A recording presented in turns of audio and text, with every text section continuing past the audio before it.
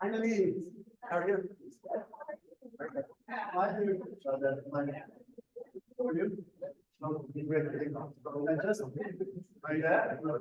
Your job then.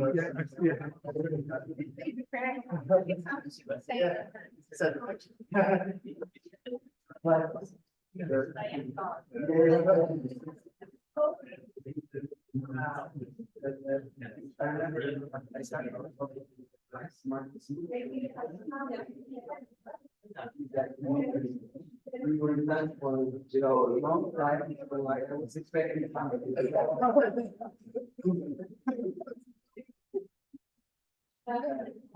So you. Yeah.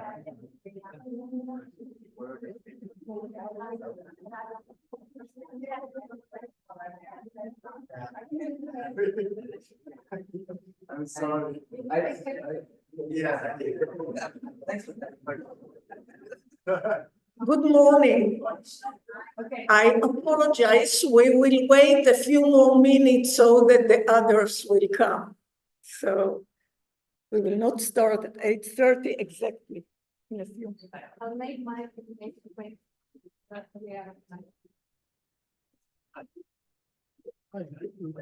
Just prepare. Yeah.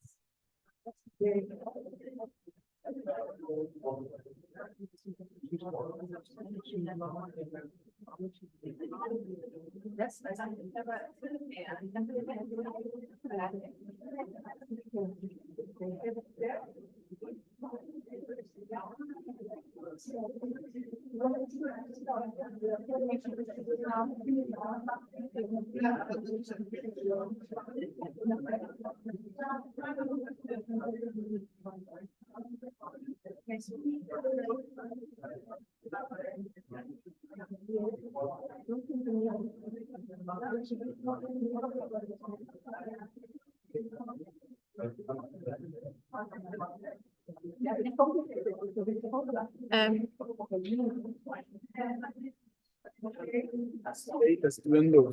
Can you You can drag.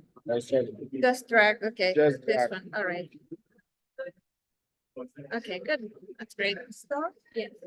Now we can. Now I transfer the The questions only after the last presentation. Okay. There are questions on. I don't know, but you can. One question, one or two after each session, but not in the middle. Not in the middle. So after. Okay. Yes, yes, because people don't remember. After the session. Yeah. And I will go around the. Okay.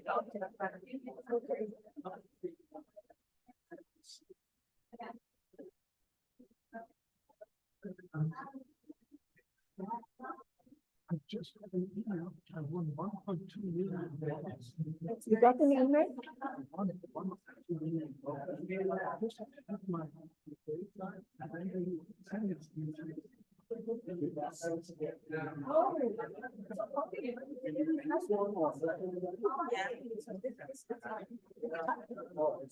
million, impressive.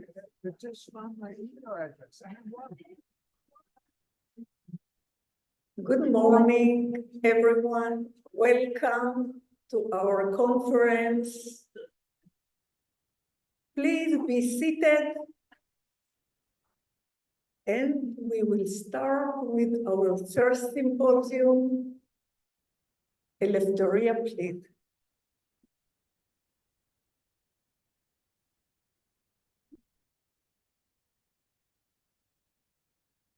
Good morning, everyone. I'm glad you're all here. I did not expect that so many people would join the first session. I also thought I would be the last one coming in, but it turns out that we had to wait for some of you, so I feel extra grateful that I didn't have to be the one that makes a bad impression. So the first session for today is called Technology-Based Cognitive Motor Training in Home Settings of Older Adults. We're going to have another symposium that I also chair tomorrow with a similar topic, but with a different setting. So I already invite you to also visit the other one if you wish. For today, we have 4 speakers. We initially planned to have all 4 of them here on site, but unfortunately, 2 of them were not able to make it. So we're going to start with an online presentation from Anabela Silva from University of Aveiro in Portugal. And she's going to speak about mixed methods, randomized and controlled pilot study on the impact of a web-based dance solution. Anabela, you can unmute yourself and share your slides. After its presentation, we're gonna be able to take 1 or 2 questions briefly, because we already started a bit late today for the time schedule. But I think we'll make it. Anabela, the floor is yours. Good morning, everyone. I would very much have liked to be there with you, but unfortunately it was not possible. My apologies for that. My name is Anabela Silva, as Eleftheria said, and I will be presenting a mixed methods, randomized and controlled pilot study on the impact of a technology-mediated step-based activity for older adults. We all know that research has been showing us the benefits of physical activity, both in reducing the prevalence of chronic conditions and also in reducing their negative impact on all domains of functioning. But data also showed us that a considerable number of older adults fail to meet the recommendations for physical activity that are set by the World Health Organization.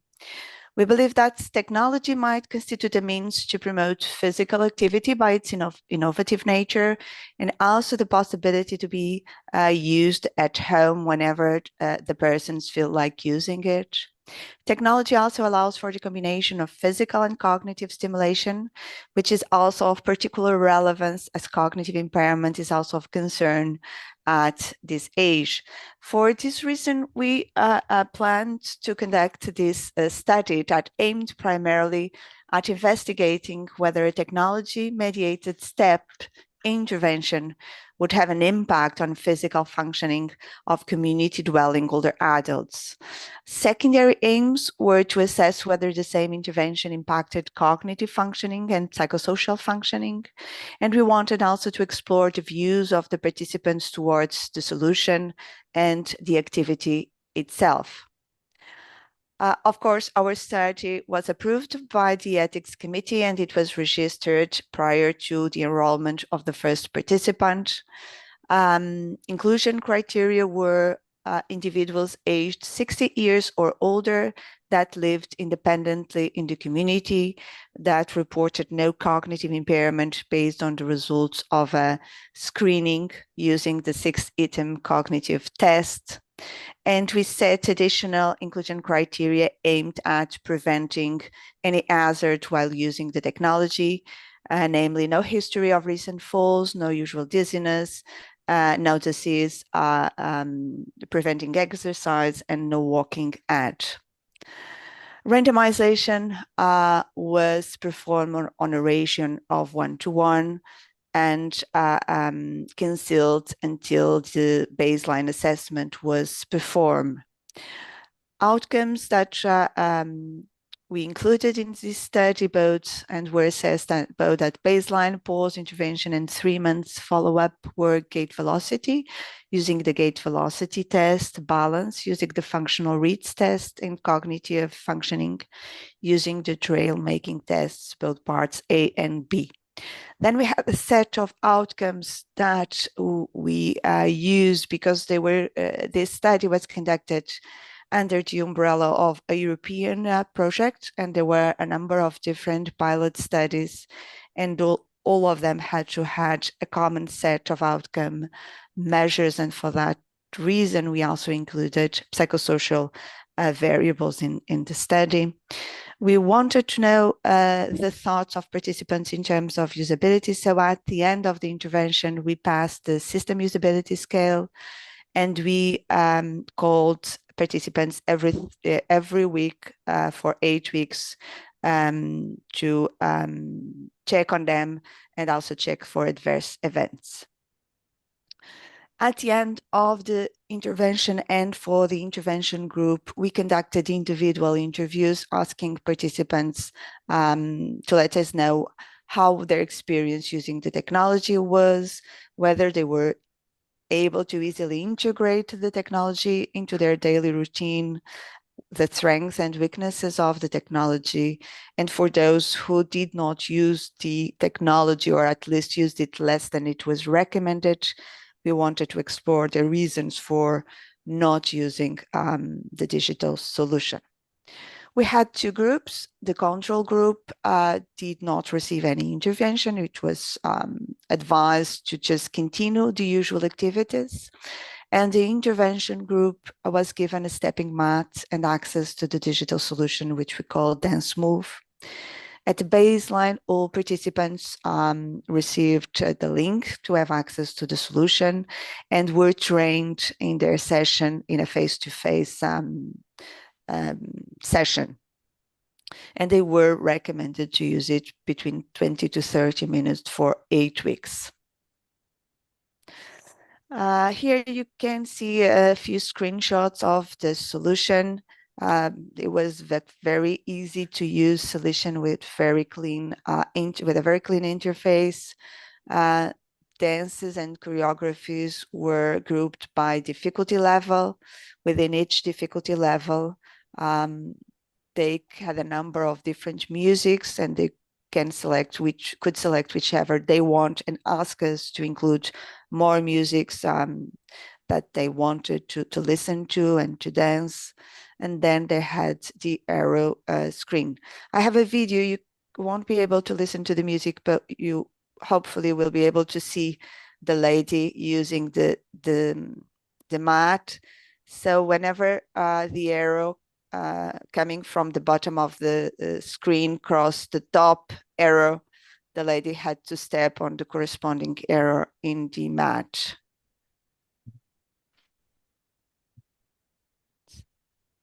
So we were able to screen 92 participants. Of these, 70 accepted to enter the study, 33 in the experimental group, and 37 in the control group.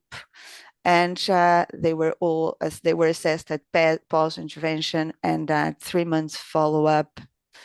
The mean age of our participants in the control group was around 72 years old and around 68 years old in the experimental group. And in terms of formal education, in terms of characterized as number of years, it was about 9 years and in the control group and 12 in the experimental group. In terms of dance move users, of the 33 participants in the experimental group, 6 participants did not use the dance move at all. 26 participants used it for a total time that varied between 15 minutes and almost 1,000 minutes, which corresponds to around 16.5 hours, which shows a very diverse pattern of use of the solution.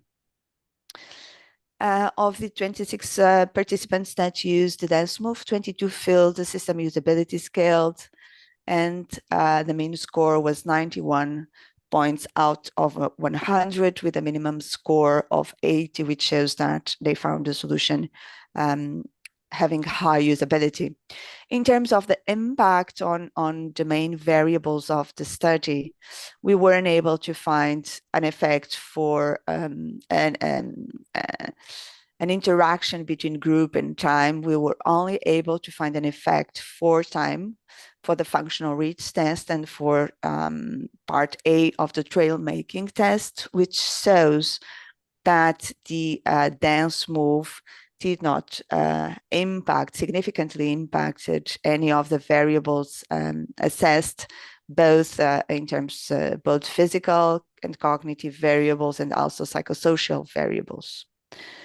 In terms of the interviews, some of the participants experienced a few problems, not related to the solution itself, but having access to internet, very old computers that sometimes weren't able to put to work. They also identified some weaknesses on their perspective for the solution. Some of them found it was a bit repetitive, wanted to have more musics, or wanted the match between the rhythm of the music and the arrows to be more in synchrony. But they also identified a few positive aspects. They found it was very easy and to use. It was a positive and an enjoyable experience. They enjoyed the flexibility to have it at home and be able to perform it whenever they want. And they also said it allows for family interaction because they could use it with their children, their grandchildren, and involve the members of the family. They reported a positive impact in terms of feeling that it improved their attention, their focus, and their concentration, and a decrease in pain and an improvement in terms of agility. And for those that did not use or used the solution less than we asked them to, they reported that it was because they were absent from home, they didn't have the time, they got ill, or they got demotivated at the first couple of times they used it because they got low scores.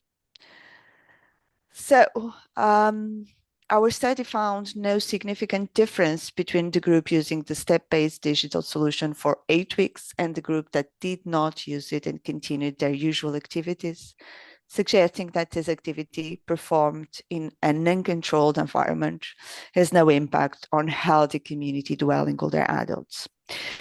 We have a couple of potential explanations for these results that we think might explain them. One is the characteristics of the sample. Our sample was of healthy, very active older adults with no cognitive impairment, and that showed very high quality of life in the quality of life scales.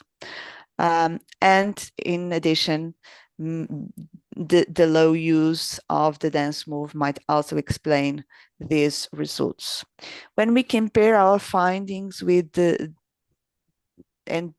methods of our study with the methods of the studies in the literature that showed that this type of technology has a significant impact, we identified a few important differences. Stepping activity mediated by technology was in general used for longer. It was combined with either exercise or other additional technologies, and it was performed under supervision. So, for example, one study complemented this kind of activity with strength and balance exercises up to 1 hour of training per week over 6 months. And in general, participants were older. So taken together, we think that in future studies, it's worthwhile exploring whether we really need longer periods of use and higher dosage for this technology to have an impact, and whether its impact depends on the characteristics of the sample. In contrast, and despite this absence of significant differences for the quantitative variables, the qualitative data suggests that the technology is easy to use and promotes physical activity in a manner that most participants found enjoyable, flexible to integrate into their routine, as each person could use it when it was most convenient. And that can also be a means to promote interactive moments with other members of the family. We believe that for future, it might be worthwhile to explore whether factors such as dose, type of technology, and baseline participants' characteristics impact the effect of technology-mediated step-based activities. And also, what is the adequate dose, whether the minimum dose to have an impact is similar for both physical and cognitive functioning, and who would benefit the most from this type of activities. So in concluding, I would restate that 8 weeks of a technology-mediated step-based activity showed no significant impact on physical, cognitive, and psychosocial functioning of healthy and community-dwelling active older adults.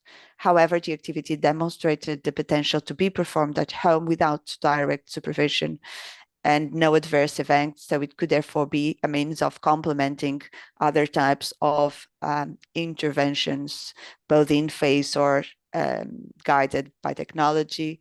I would acknowledge all the members of the team and the SHAPES project that financed this study, and you for listening. Thank you. Thank you.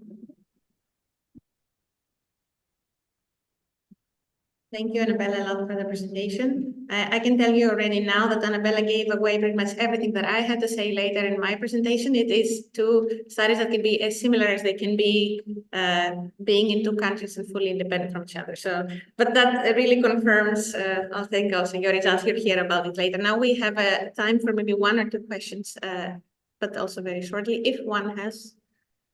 Yeah.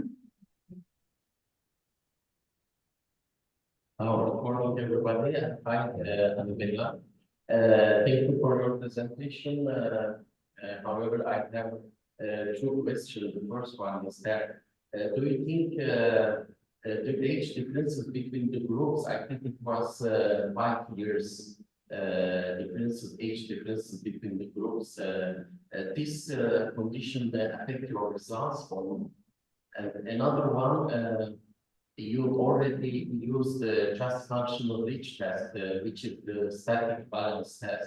Why didn't you use any kind of dynamic balance test as well? Thank you. Thank you for the questions. I think I understood the first one, but I'm not sure I understood the last one. I'll repeat maybe the first one and then I'll repeat. Yeah, I do. The second one, why didn't you use any kind of dynamic balance test like time of tango, for example? You did already just a static balance test. Were you able to understand the question? He basically asked, why did you choose to use the functional reach test being a static balance test and not maybe one that measures dynamic balance? Okay, thank you for the question. So in terms of the differences between the groups might explaining the results, I don't think so. I did not get into detail in terms of the statistics, but when we run the statistics, we considered all those variables and we run different models where things like age and formal education were used as covariates in the analysis, and they did not come out as being significant. So I don't think that might be an issue. I didn't say that here, but we also compared those who used more against those who use less the dance move, and we didn't find a difference there too. So although here the sample was smaller, so that might be just a problem of power to detect a difference. In terms of the static balance test, we did choose to use the functional reach test because we already had the gate test, the gate velocity test, and although it is not exactly a balance test, it is a dynamic test, so we wanted to have this complementarity on one side using a more dynamic, not balance, but gate velocity measures a lot of different things. And then a more static test, because the activity, you saw the lady using the mat, but not all persons used the mat like she did, and some used it in a less dynamic way, and they were more static and moved only one leg each time. So we wanted this complementarity in our outcome measures. I'm not sure, but I hope I have answered your question. Thank you. Okay, thank you. Thank you very much. I will now proceed with the second presenter for today. We're going to shuffle a bit. Normally it was Rogerio that was planned, but I want to mix it up a bit and have one online and one on site. So I'll invite now Elling de Bruin. Elling comes from ETH Zurich. We work together there, and he's also affiliated with the Eastern Switzerland University of Applied Sciences. Is that correct? Yeah. And Karolinska University in Stockholm, in Sweden. Okay, so please, the floor is yours.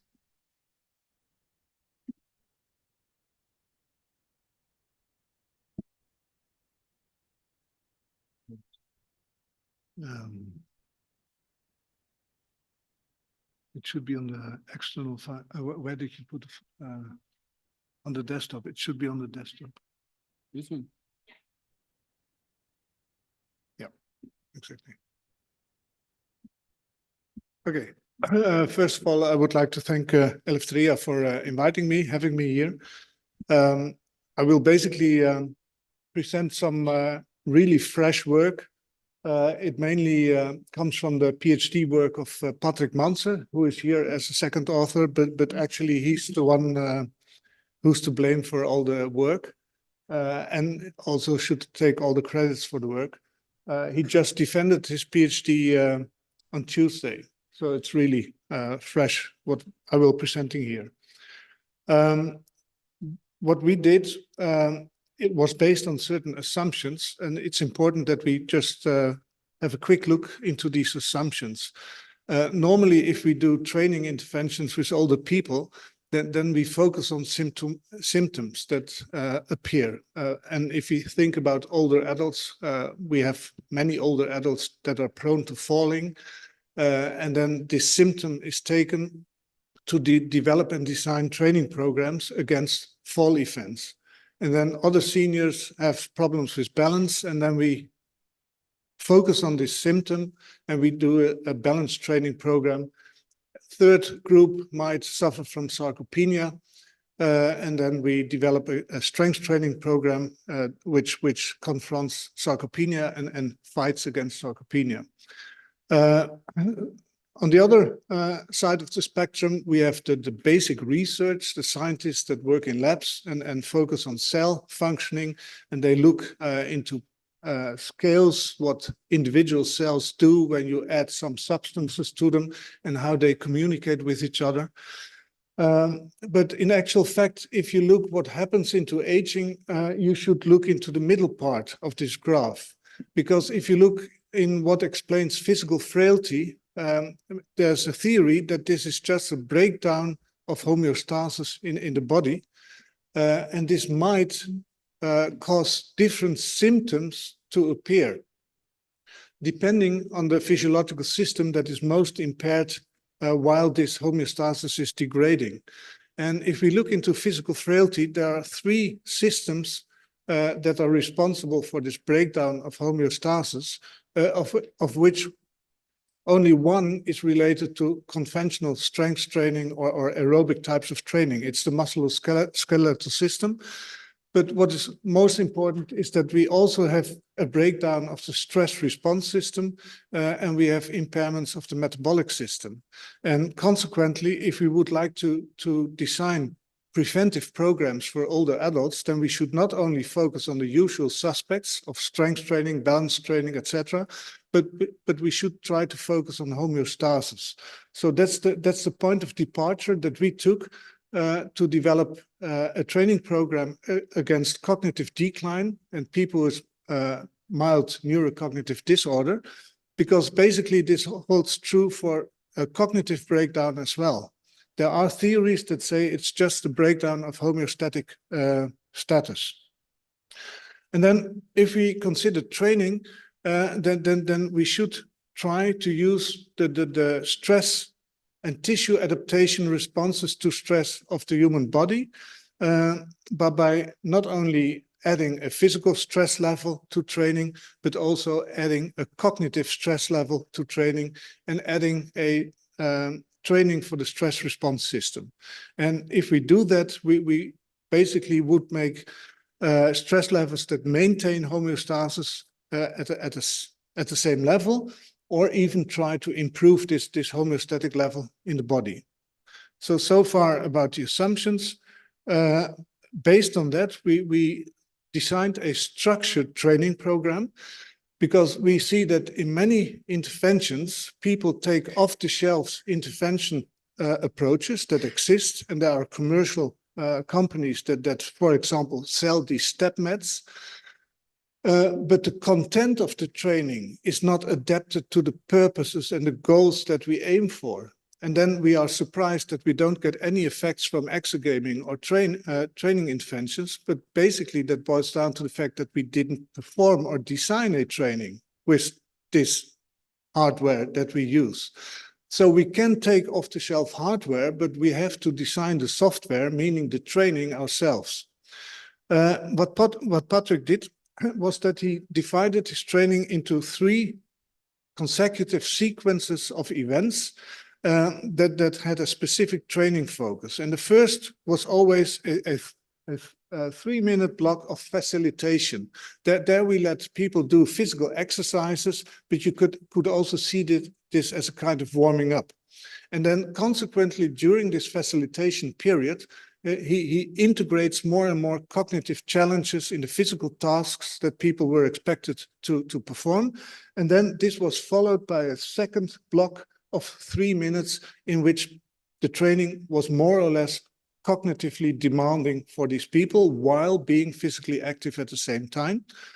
And then we used biofeedback, heart rate variability-based biofeedback training to have a sort of cooling down in a 2-minute coherence period. And this was repeated 3 times for every training session that people were expected to perform 5 times a day during 12 weeks. And then on the lower bar, you see the progression rules that we had, because many times we also forget that people, even if they're older, they tend to adapt to the exercises that they are performing. But that also means that we have to apply progression rules explicitly. We don't want these people just move around for 10 or 12 weeks, but we want them to improve for a goal that we set in the beginning of our training. And that means that we have to adapt our training continuously during this time period, provided people adapt to the training.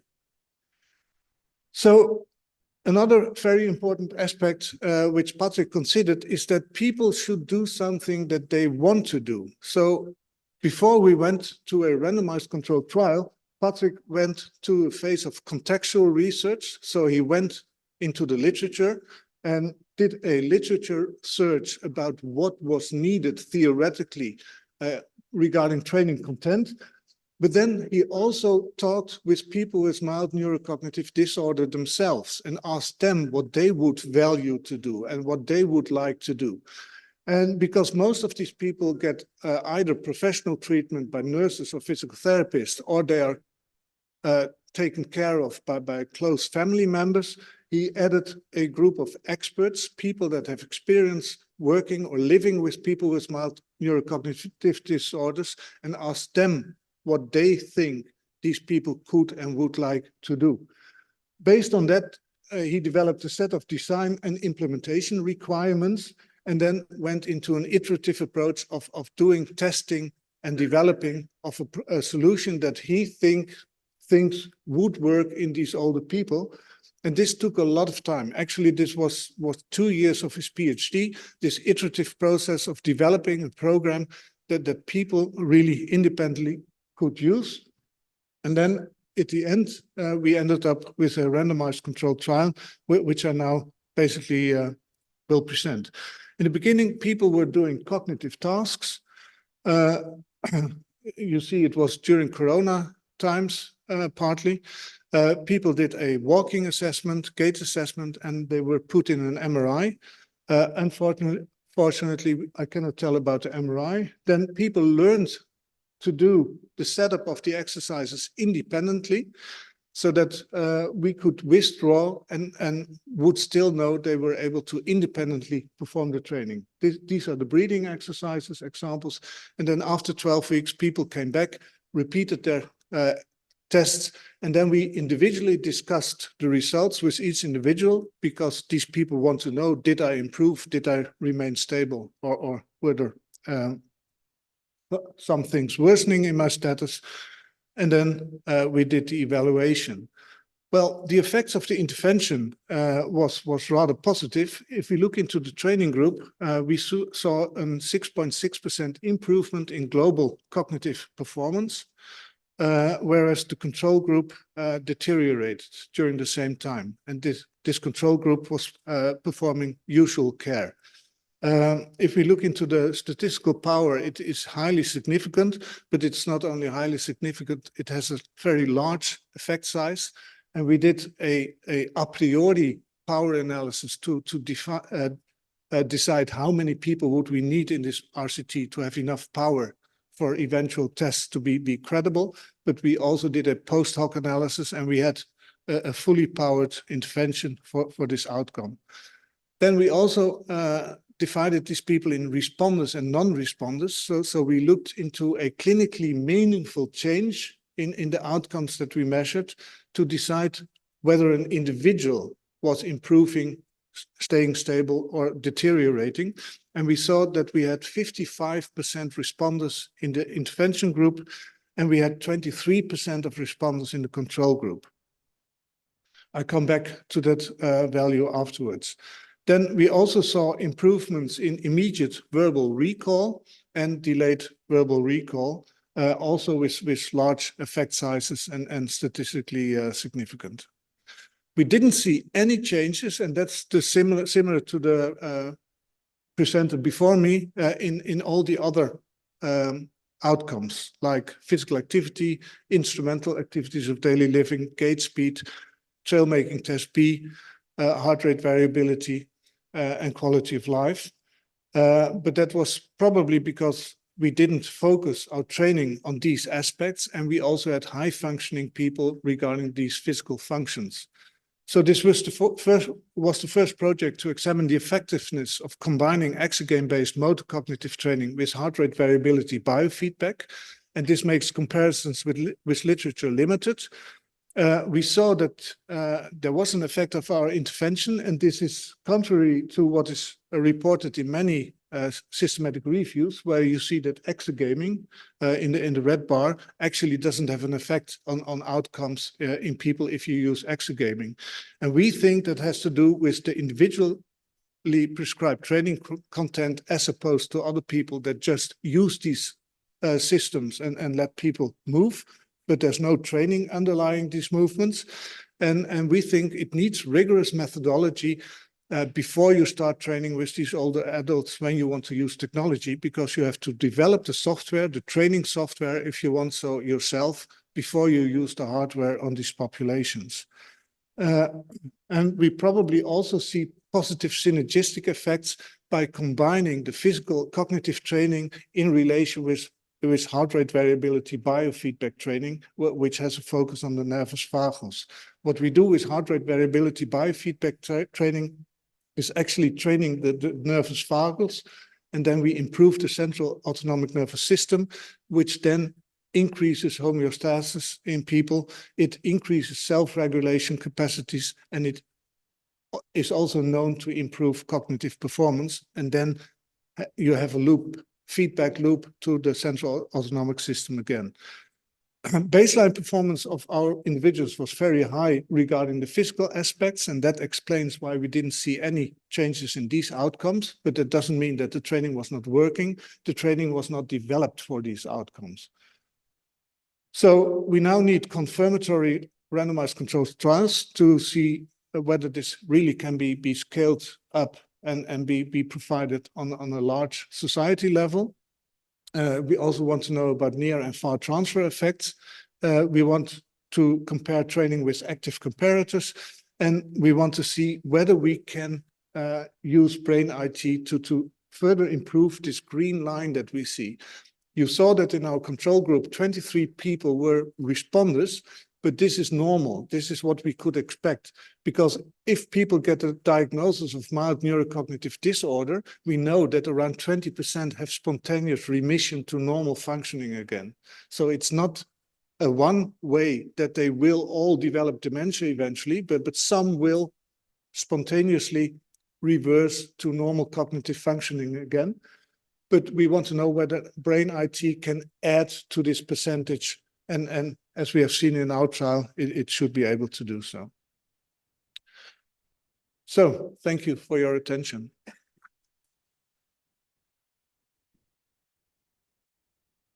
Thank you, Elling, for the presentation. We again have time for one question if someone has one. I see Yael. But okay, I don't see anyone else, so Yael can ask the question. Yes, Yael. Yeah. Yeah, I hope so. Thank you, Elling, for this impressive presentation and for this very nice design of EGRAPA. I was wondering whether control group should have been active control and not passive control. And this would give more strength to your EGRAPA. Yeah, you're perfectly true, because we know that physical activity normally will improve cognitive functioning in these people as well. We didn't have enough resources to also perform such a trial. So what we did was take usual care. And we controlled for all the other activities. And some people in the control group were actually performing physical activity, and they were included in training programs, but without any effect, obviously. But actually, this study should be repeated and then have active control groups. Yeah, you're correct. Thank you. Thank you very much. Now we will move to Rogerio. Okay, are you still there? Let me stop sharing the screen. Yes. Yes, so the next presentation is again an online one from Rogerio Pesotto Hirata. I hope I pronounce your name remotely correct. He is from Aalborg University in Denmark. Please, the floor is yours. Can you hear me? Hear me? We don't really hear you very well. Can you give it another go? Can you hear me better now? Yeah, that's a bit better now. Thank you. Okay, I'll try to speak louder. Perfect. Thank you very much for the invitation. It's a pleasure to be here, but it's a shame that I cannot be there with you. It is really interesting already, the two presentations we had, and I'd love to interact with you guys, but I will be online, and I hope we can more or less be in touch if needed. But thank you very much. Uh, I'm associate professor here in Auburn University, and my main focus in the past years has been to prevent falls in other adults and using by training. So I want to show one RCT study that we have done and how we a second study how we have implemented that. So I have two guys here that were really fantastic people. Mikkel, he was the PhD student running the RCT project, and then we had Rasmus, which was a postdoc that finished the implementation project. I would talk both of them because they are very linked. Um, so I guess you guys are very aware of the problem we have falls, older adults. Just a number, we have about 25 billion euros that is spent per year in EU today related to falls. So it's a lot of money. And we expected that if we just continue doing things as we do today, because of many factors, we're going to reach 45 billion euros with falls in 2050. That's a huge cost that we are facing. But not only that, if you look at what is happening to the person that's actually falling, it's a lot of problems that, related to quality of life, actually how long they can actually live after having a fall. So it's not only an economic problem, but also for the person falling. It's just not a very good outcome. So if we look a bit of the state of the art here, and we know that a lot of the fall risks are related to physical activity. So during the pandemic, and this first project was actually hit by the COVID, and then we're gonna tell you why we change things in the project to cope with the COVID. But there were a lot of things saying here that you should try to exercise, dance to music, play active video games, and so on, because there was a huge concern that especially the old adults, they were getting less active. And seems like the physical activity, it is related to your risk of falls. So there's not a good scenario when we have the COVID meeting. And what we did actually, we tried to understand a bit more this here in Denmark, where we are from, in the north part of Denmark, try to see if there was a relationship between actually being active and the risk of falls. So what we did, we look at nearly 200 old adults. I don't have the slides here because the time I have today. But we had look at about 200 older adults. They were very active. They were walking in average more than 10,000 steps per day. We tried to understand if their physical activity actually reduced the risk of falls. And when we saw, actually, they were falling just as much. So meaning that the physical activity is not just be physical active. There's a lot into it, and there's a lot of things that we should think about. That's not only be physical active in relation to falls, but must be other things related to fall accident that should be incorporated in your training sessions. So when we look actually the evidence that we have today about, okay, if there are a lot of physical factors, the risk factors are related to physical activity. So what is the evidence we have today? And it's actually not very high.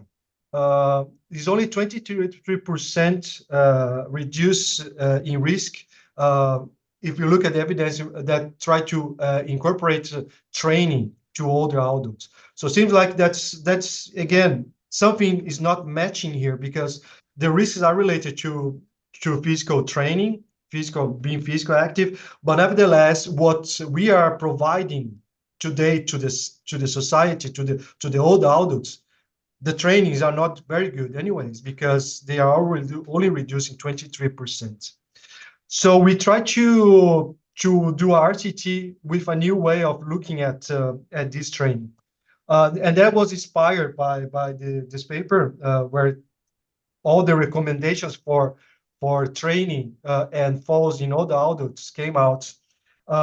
And we tried to look at what was the recommendations and how could we try to come up with interventions that could work with most of these problems. And what we did then was to think about, yeah, let's try to do dance. And what we did, we started a dancing program that was also, as a RCT, we just discussed it previously, we also have a positive arm that had a fitness training. So there were 3 arms, a control group, a dancing group, and a fitness, secret fitness train. So we had 3 groups to compare to see if any of them were actually better than control. And the control were just doing as they do usually in the municipality. But what happened here is that the COVID just came in the middle, and all the training that we were providing had to be turned into digital. So half of the training here was for everybody was digital. And what we look at, if was difference between the data that we compared between the in-person and the ones afterwards that started having the online, and we did not see any actually difference in the data that we had, because we did measure things in between there. There's no really much difference. So when we look at the attendance between both the dance and the fitness group, what we could actually see is that by moving to a digital version, we actually increase both of them. The dance part, we were actually giving online dancing, so we could, ask or look at who are coming, and we are just making a mark for those. And the fitness, we did send videos they were just doing at home, and then we asked them if they did it. Apparently, everybody did everything that we asked it. So this is why it's 100% here. Not sure if it's all true, but this is the data. But then, nevertheless, the dancing has been much better after we move online. But what we're looking at, and then we had actually a battery test of 3 hours to measure different things, and many of the things were there already mentioned in the other 2 presentations. And we did not actually see one single test that was different between pre and post in this RCT. The only factor that was actually improved was the number of falls, which we are kind of happy. That's what we want to reduce, was the number of falls. Compared to the control group, we actually had both of our trainings were effective in relation to the control group. This was very good. And then if you actually see what is the effect of our training, they were even better than the 23% that we see in the general training programs. So the next phase of this study was then try to find what to do next, because we saw that replacing 50% of the training for online seemed like that was good enough. We still had an effect for reducing falls, which is really good. But the idea was, okay, how to take this to the next level, because we did a RCT, now we want to implement. So when this PhD project was finished, we started a postdoc a project of 1 year, which the main was to implement this successful training program we had in the local municipality and try to see what's happening.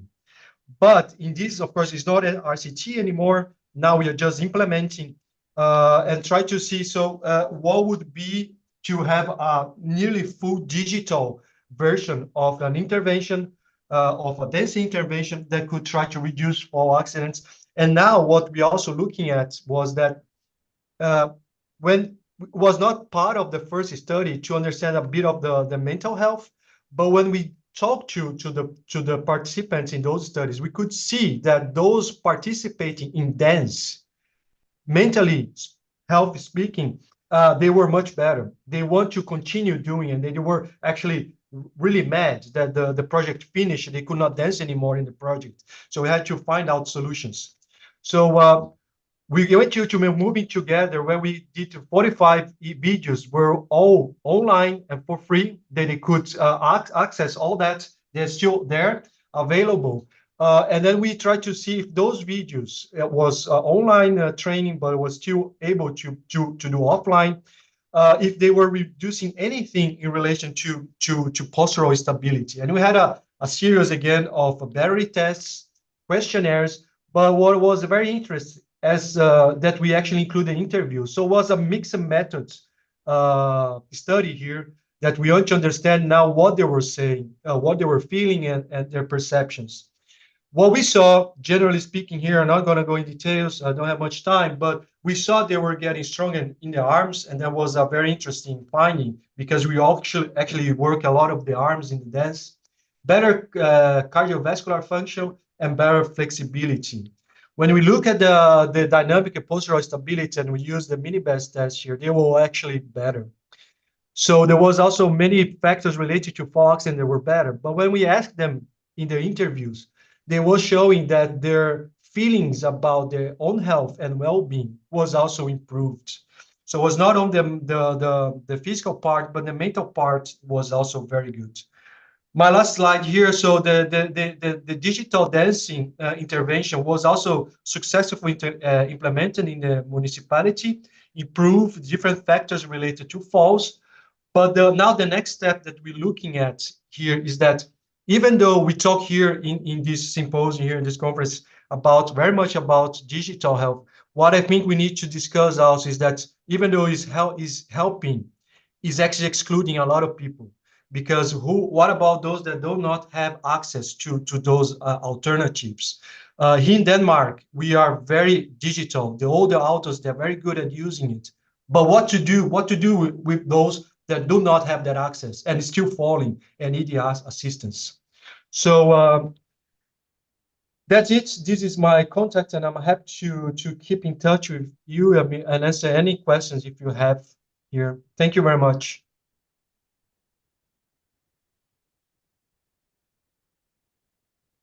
Thank you very much, Rosario, for the nice presentation. Again, we have time for one question. Yes, can you?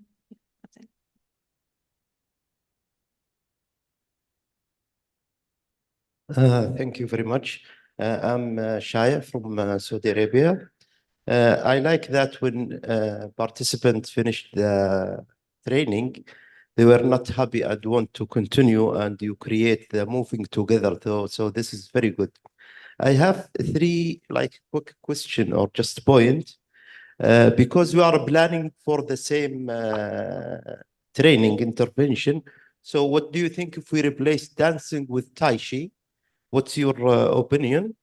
The second, how do you monitor the speed of dancing for individual? And this come to the third point.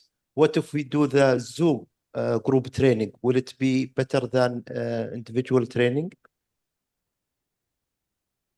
The last one was a group training, you asked it. Yes, group training online, like on Zoom. Yeah. So thank you very much for your question. They are very relevant. I try to answer all of them. So in relation to Tai Chi, I think if I try to answer a bit more broad, I don't think dance per se has a special thing here. What I think it is that what we need to understand or try to incorporate, whatever intervention you have, there are some mechanisms that you have to work on, and it can be dance, can be football, can be Tai Chi.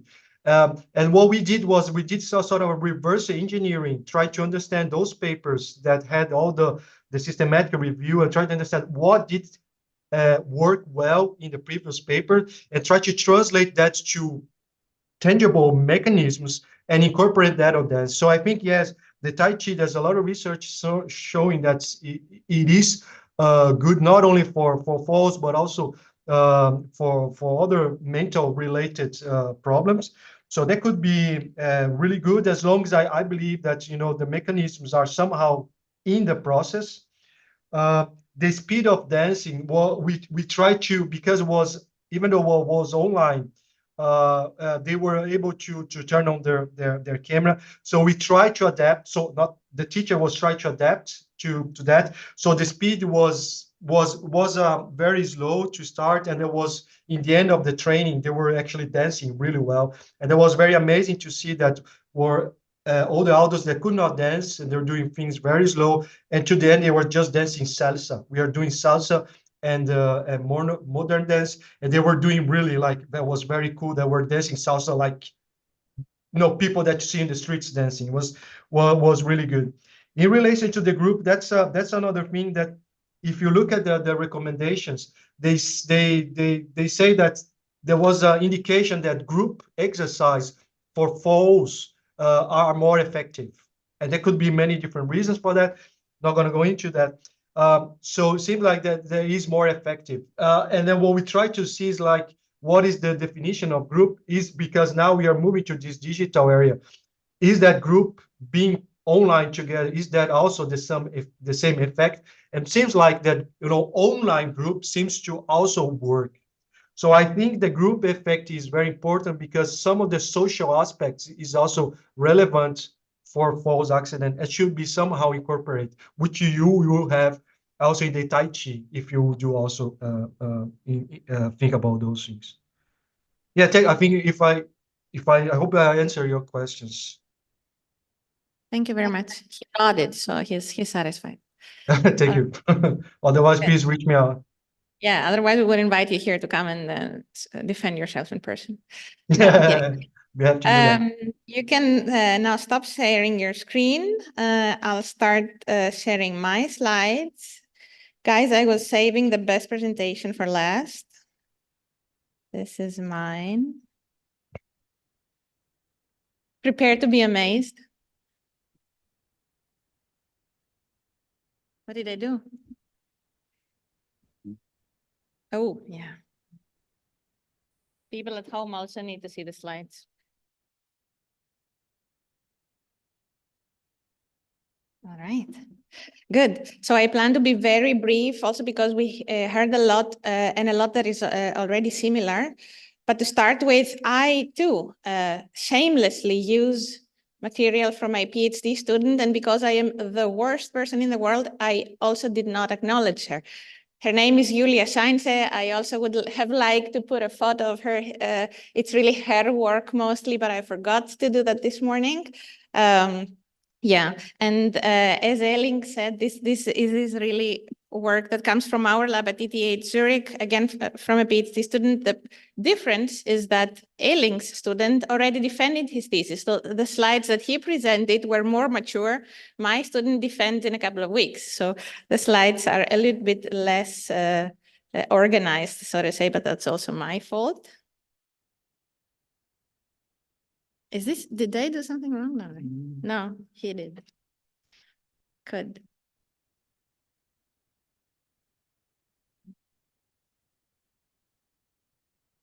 All right, good.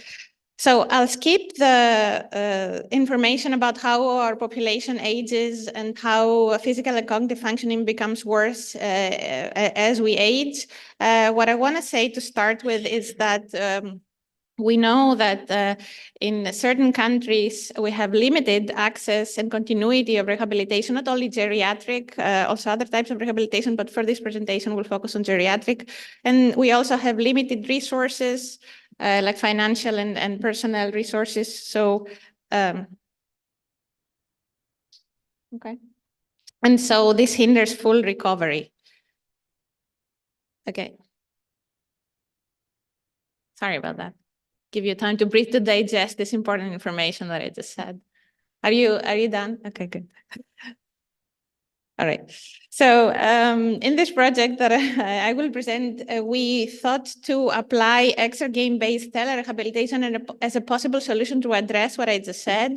Telerehabilitation, I'm sure all of you guys know, it's basically remote rehabilitation using RCTs, and exergames are interactive video games that you play using usually your whole body. And we use in our group exergames as a mean to, let's say, deliver simultaneous physical and cognitive training, which we have seen in studies also from the French group and also others. I think that simultaneous modern cognitive training is more effective than separate training of both functions. Now, the results that and the project that I am presenting right now is it's called Co-Care, and it's an international project with 4 partners in Cyprus, in Italy, and in Switzerland. And the idea, as I said, is that we address this continuum of care, so to say, that we provide rehabilitation so that people are able to actually continue the rehabilitation that they started to do in an inpatient setting, also at home. So that's why we, oops, sorry, I'll be a little bit further. So that's why we let's say developed, so this was really an R&D project, we developed this system that consists of this sensor device. This was a device that was already in the market. Perhaps some of you know it already. We developed the home-based version of the mat. It's very similar with the one that Eiling, actually it's the same as the one that Eiling presented, very similar to the one that Annabella at the beginning presented. We also developed an assessment system and a rehabilitation cockpit that matches the results of the assessments to training recommendations. This is the mat, looks much better than the speakers before. It's because this is really the last prototype of that the company actually developed. And as I said before, this was an R&D study. We conducted a focus group study and a usability study prior to the RCT that I'm about to present. We collected feedback from primary and secondary end users to, let's say, maximize our chances that this actually works and that people like it. So we conducted this international pragmatic pilot RCT study, and the primary aim was really to test the feasibility at first. And of course, we wanted to also look at potential effects, but again, focus is on feasibility. We also were not powered enough to look into motor and cognitive functioning. So how it looked like is that we, as I said, recruited participants during their inpatient stay. We did 2 weeks of familiarization training with the stationary device so that they understand how the games are played and how the device can be used. And then they went home, they took this foldable mat that I showed you before, and they trained for 10 weeks. We recommended that they train 3 times per week for 20 minutes. And then we had regular phone contacts in order to ask whether they have questions or problems. Remotely, we adapted their training plan, meaning the extra games to match their progression. And what I forgot to say is that this training came on top of the usual care that they already received as part of the outpatient rehabilitation. So a primary outcome was feasibility as an umbrella term of attrition, adherence, perceived enjoyment, subjective workload, and willingness to continue. We set in advance these 2 thresholds regarding attrition and adherence, regarding whether the training and the intervention would be feasible. So we said that it would be feasible if attrition was below 20% and adherence over 70%. And of course, we had a lot of secondary outcomes for cognitive and motor functioning. I will say the usual suspects like psychomotor speed, selective attention, cognitive flexibility, and also some balance measures, the timed up and go test for functional mobility, and the 30-second sit to stand for leg power.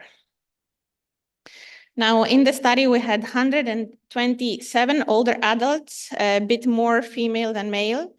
We had 62 persons in the intervention group, 65 in the control group. Mean age was 73 years old.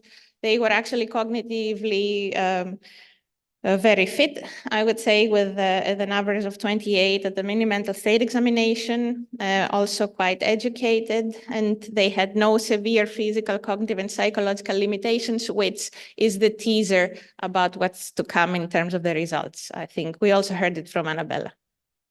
So we had an attrition rate of almost 12%, but it was still lower than the threshold that we set a priori, and we had an adherence rate of over 100%. This is because participants trained more than we actually recommended, hence the over 100%.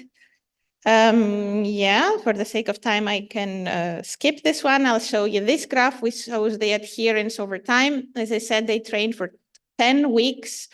And adherence got a little bit lower as the weeks went by, but even at week 10, it was over the 70% threshold that we have liked to see. And enjoyment was also, so using the exergame enjoyment questionnaire was also quite high. What is interesting here, but I will not get into detail, at least not for now, maybe we can discuss it later, is that enjoyment was actually higher at the lower adherers compared to the high adherers. Maybe we'll get to that later. And we also saw that subjective load using the NASA task load index was not super high. It was 40 on a scale from 0 to 100. And regarding their willingness to continue and a similar home-based exergame training after the intervention, which is something that, of course, also the industrial partner was a lot interested about, but also us. So almost 70% said that they were actually positive, that they would have liked to have the device and continue training, but we also have 11% that they were negative, so that they wouldn't want to do that. Now, I will go through the effects quickly. We only found significant time group interaction effects at the go-no-go test, which is the second one. It's a mental flexibility test. For all the rest, yes, for all the rest, we did not have significant time group interaction effects. And so to conclude, as I said earlier, we had for the two outcomes for which we a priori set the acceptable threshold to define feasibility. So we were above 70% adherence, below 20% attrition. So we conclude that training was feasible. And regarding the secondary outcomes, so the effects, we only found, as I said, significant time group interactions for the go-no-go test, which measures selective attention and inhibition.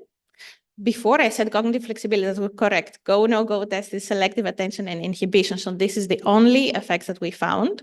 And now, interestingly, this is in line also with one study, but this study is a very particular study. I'm not sure if any of you that already research in the field of exergames. So this study appeared actually, where is it?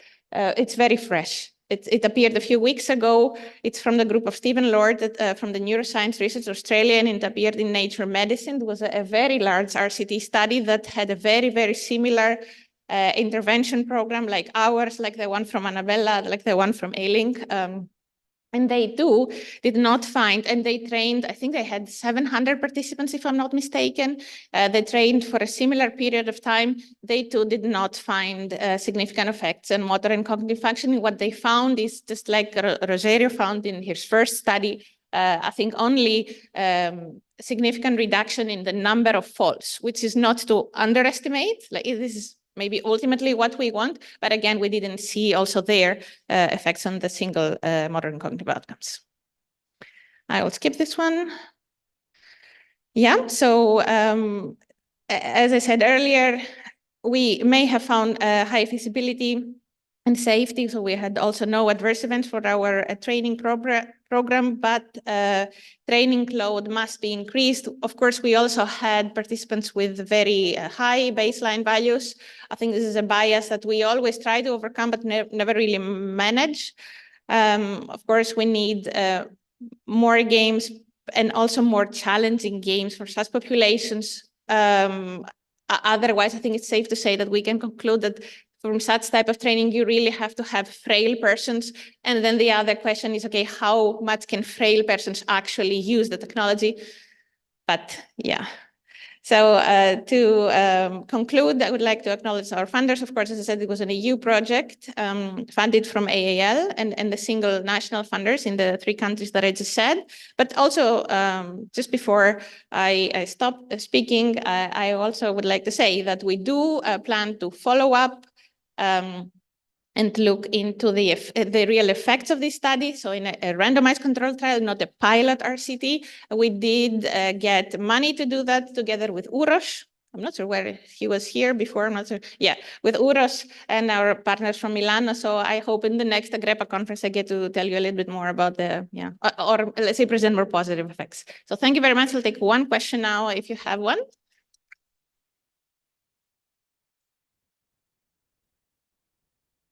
And if you don't have one, that's also okay. We'll just conclude. And Okay. Okay. Oh, Michael also has. Okay.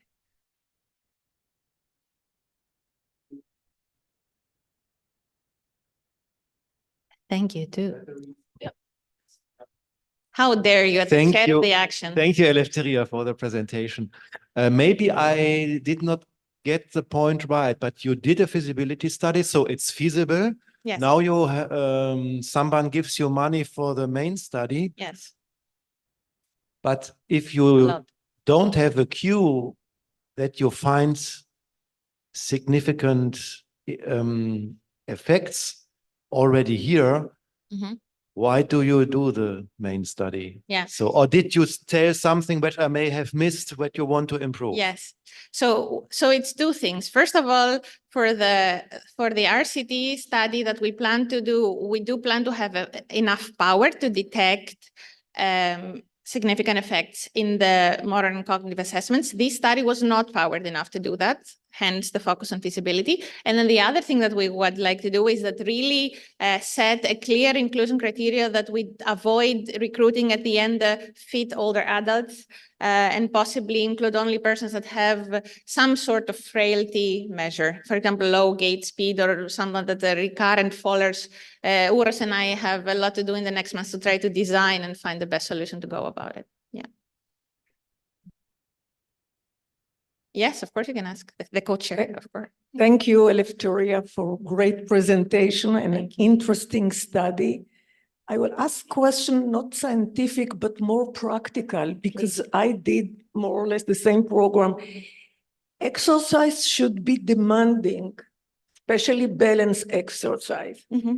And I think about people at home, if they do exercise at home, I think about safety. So I really cannot give them demanding exercise in balance. I'm afraid they will fall. So then you don't get significant results. So I wonder about it. This is true to all home-based exercise, I think. That's a good point. And of course, in our group, and I'm sure also the group from Annabella Rosario, they also work on that and try to see how we address this. What I can say is, I mean, depending on also the device that you use. For example, for these step-based trainings that we have seen today, yeah, it's difficult to have a demanding, I mean, naturally to make a training that is like enough demanding for fit older adults to profit. But what we aim to do is increase the cognitive load. This is something that you can very easily actually do. And thus, as you know, due to the cognitive motor interference, yeah, then you also challenge your motor system. But for the safety, I really can't say. So it's a thing that we, yeah, try our best and see. I don't know. We never had adverse events actually at home in all of the studies that we did, also with MCI patients, like with Elling. Yeah. Thank you. Sure. All right. So yeah, I will just have some concluding remarks before I let you go. So again, thank you very much for attending. I think what we saw today is that ICT solutions, and especially exergaming, not only from the research that the 4 presenters today presented, but also from the study that I showed you in Australia, is really a big thing, is an emerging field. And as I said, we also have the symposium tomorrow that addresses a similar topic for rehabilitation-based settings. So I look forward to seeing you also there. Thank you very much.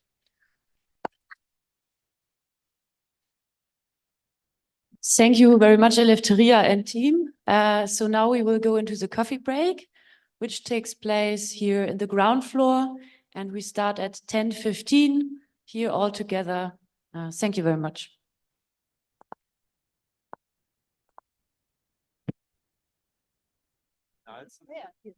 Wir holen alles wieder raus. Ja, ja. Ja. Good morning. I need to.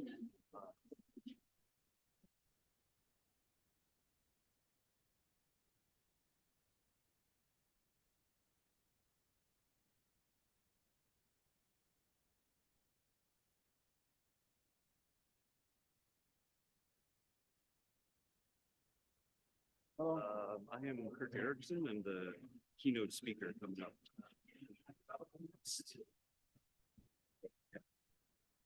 Kirk Erickson. Yep, that's me. So I have my presentation on my laptop. But we need to Zoom Copy it. share and copy it. Yep.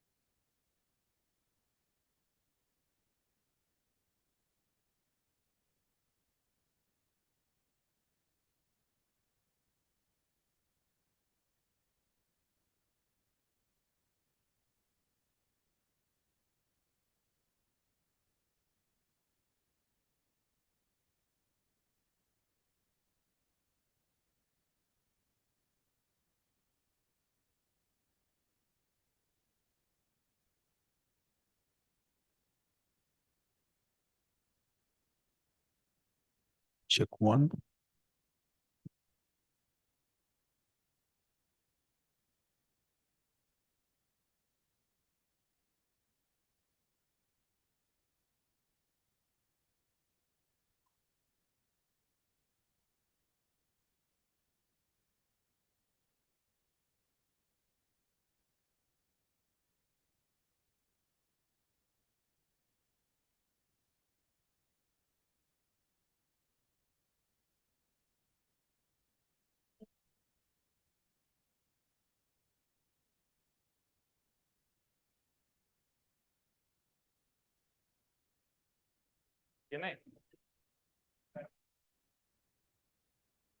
Just find this memory.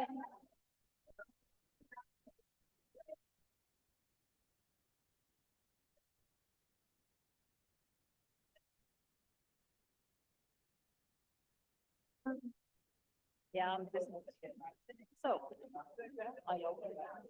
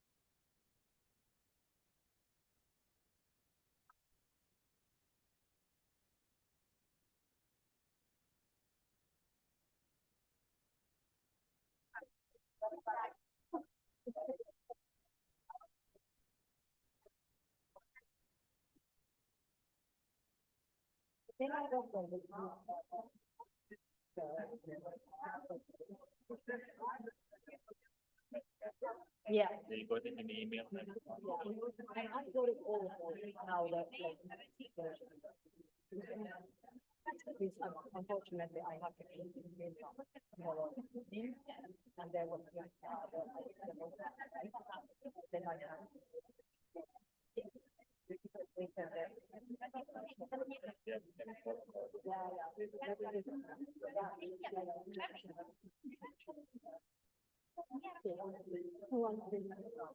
so there was today from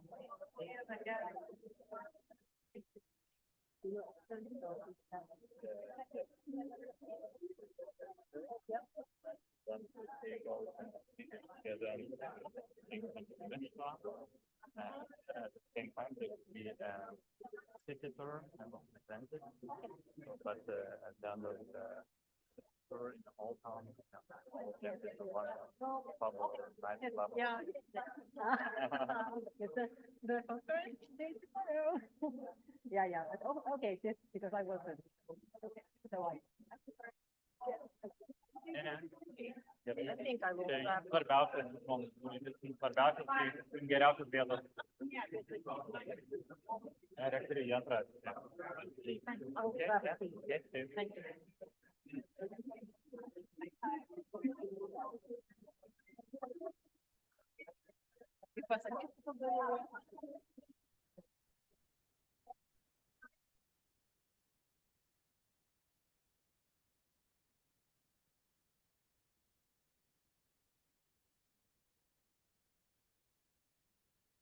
Thank you for yeah.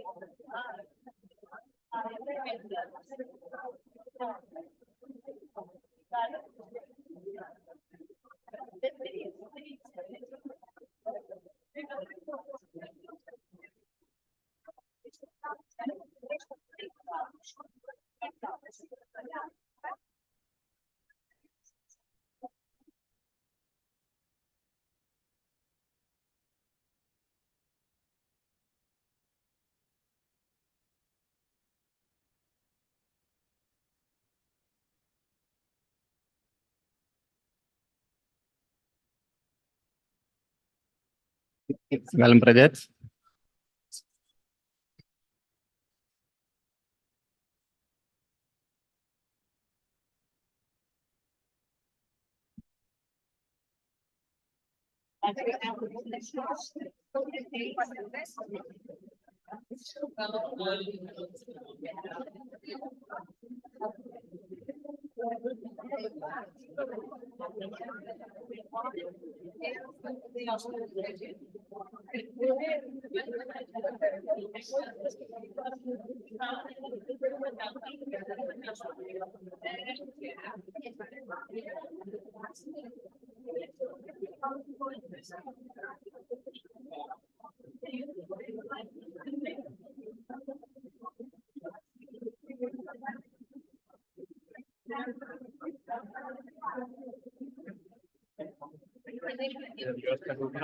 Gerai.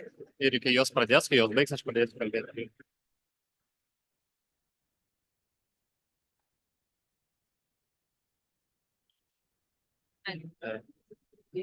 Aš čia gal, jūs čia sėskit, aš čia atsisėsiu, gerai?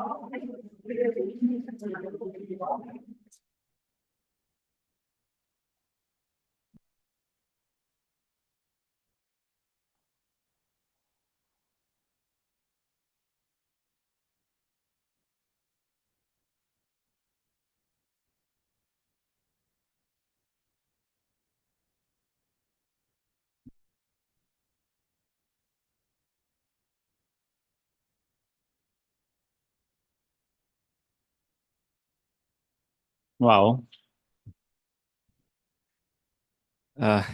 Dear President of EGRAPA, dear Rector of Lithuanian Sport University, dear all participants of this conference, I announce that evidence-based physical activity in old age conference is open. For the first welcome speech, I invite our university rector, Diana Reklaitinen.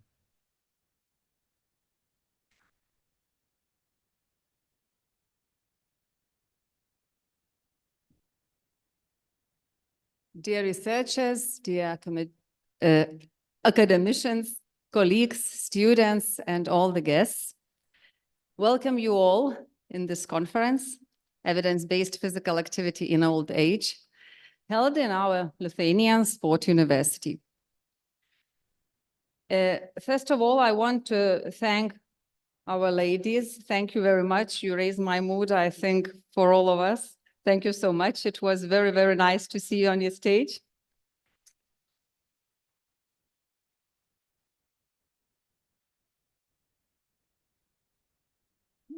And few words I want to say that I'm really very happy to see you all here, because in this difficult time for whole the world, for a really very tense situation, geopolitical situation all over the world, it's very important for us all to see each other face to face, to meet each other, to support and to share our knowledge, and just to see each other and to visit each other. So thank you all for coming.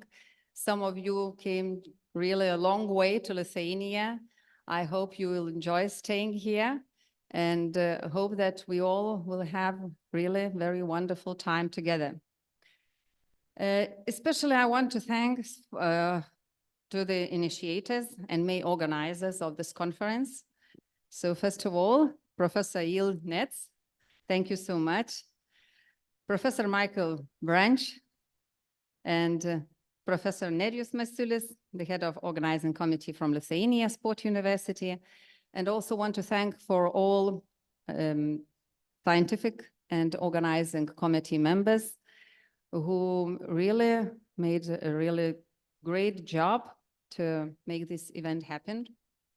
Also, I think it will be honor and privilege for all of us to hear our key speakers, Professor Kirk Eriksson, Professor Michaela von Bonsdorf, and Ivan Boutmans.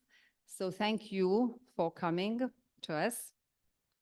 And talking about conference, about the topic of conference, I think there is no doubt for anyone about the relevance and and interest of the conference topic. We all know that our societies are aging and life expectancy is increasing, and we would all like to live not only long, but really very qualitative and healthy life. And this conference is what is the conference is about. And I think that still researching the aging-related phenomena in connection with physical activity is not so easy, because it's very, very broad and really very interdisciplinary field. And your presentations that we will see really talks about this. Another very important thing is not only to study the mechanism of influence of physical activity in elderly age, but also to spread the knowledge and the newest discovery what we have to all the society, and also to policymakers, to make really an impact on the way of life of our people. And this is, I think, really a challenge for researchers. So I think there is really a lot of job to do during these 2 days. And I wish you all fruitful and interesting meetings, inspiring time in Kaunas and Lithuania Sport University as well, and have a new ideas for research and action. So welcome you all. Have a good conference. Thank you.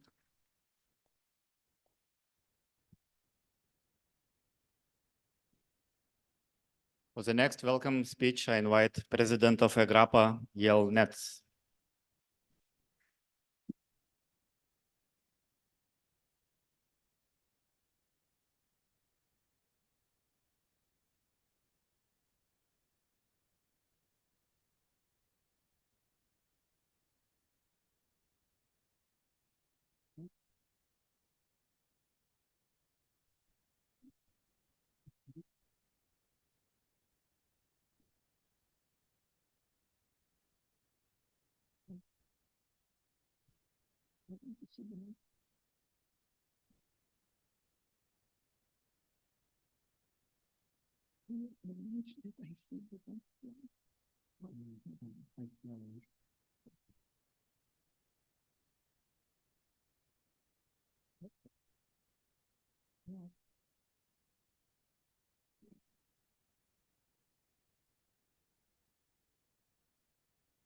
This is not the first one.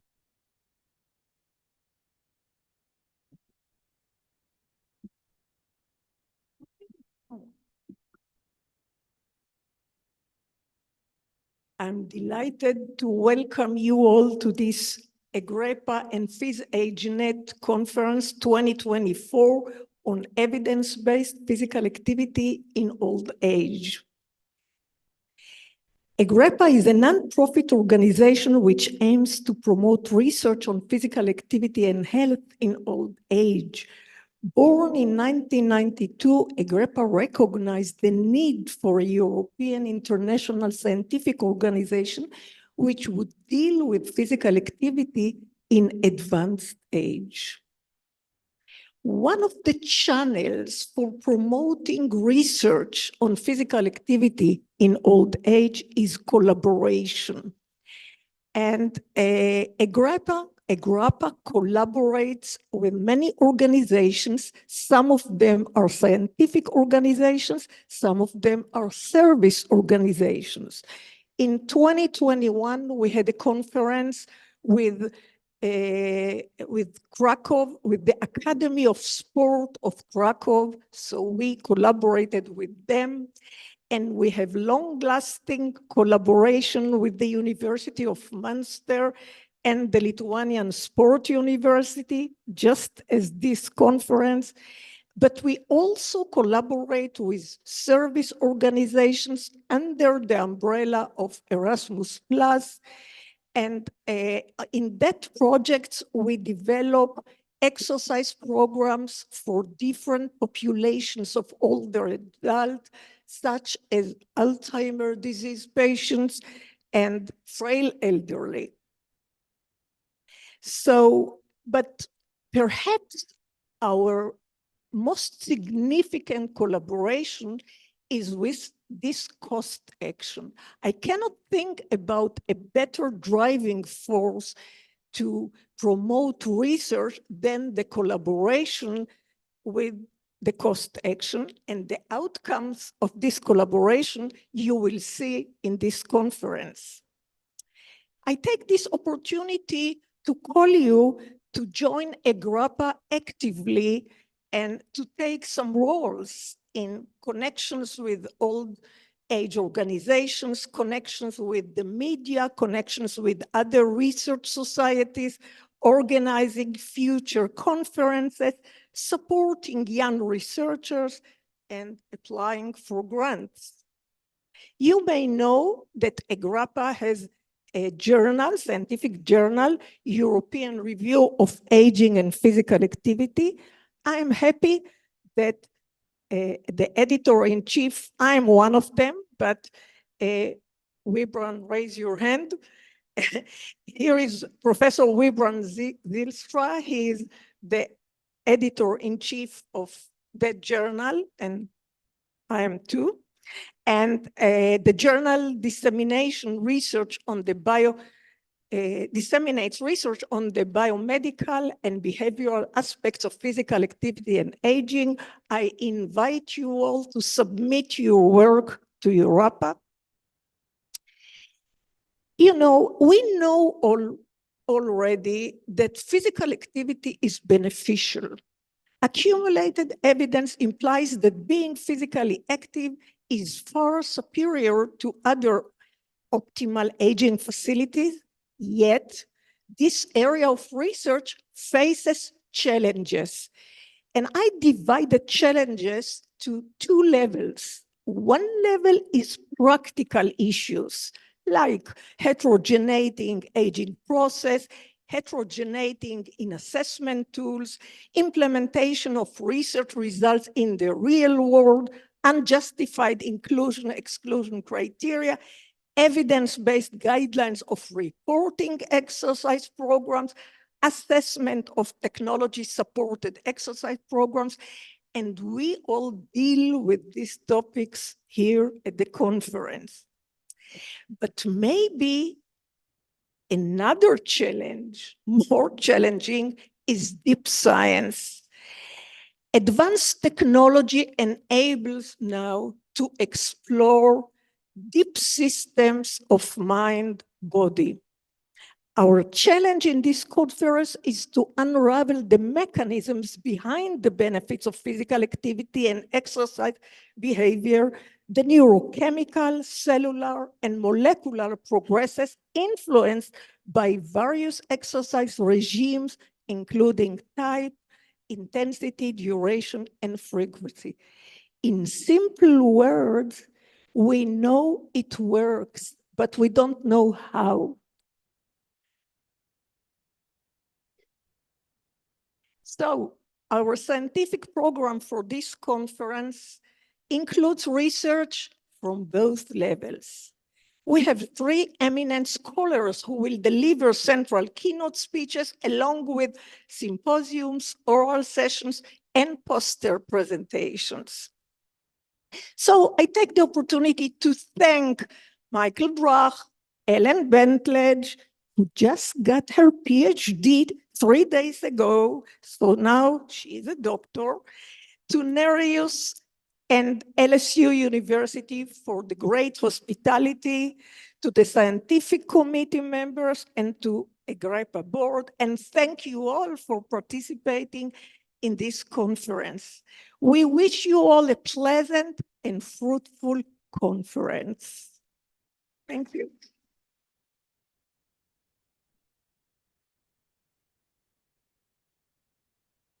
And now I invite my colleague and friend, Michael Brach, to welcome you on behalf of the PhysAgeNet.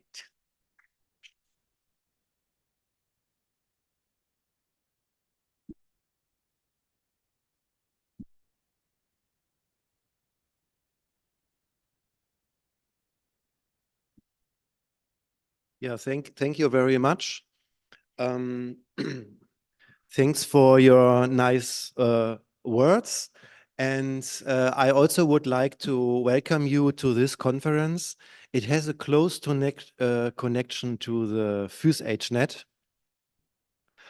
And so how to say, what is the PhysAgeNet? Most of you were already here and are part of the PhysAgeNet, but not everyone. So the PhysAgeNet is a cost action, which means it is a network funded by European Union, and they give a budget to bring researchers and innovators together. And we are now in our 3rd year, and just had the 2 days before today, we had our 3rd internal conference.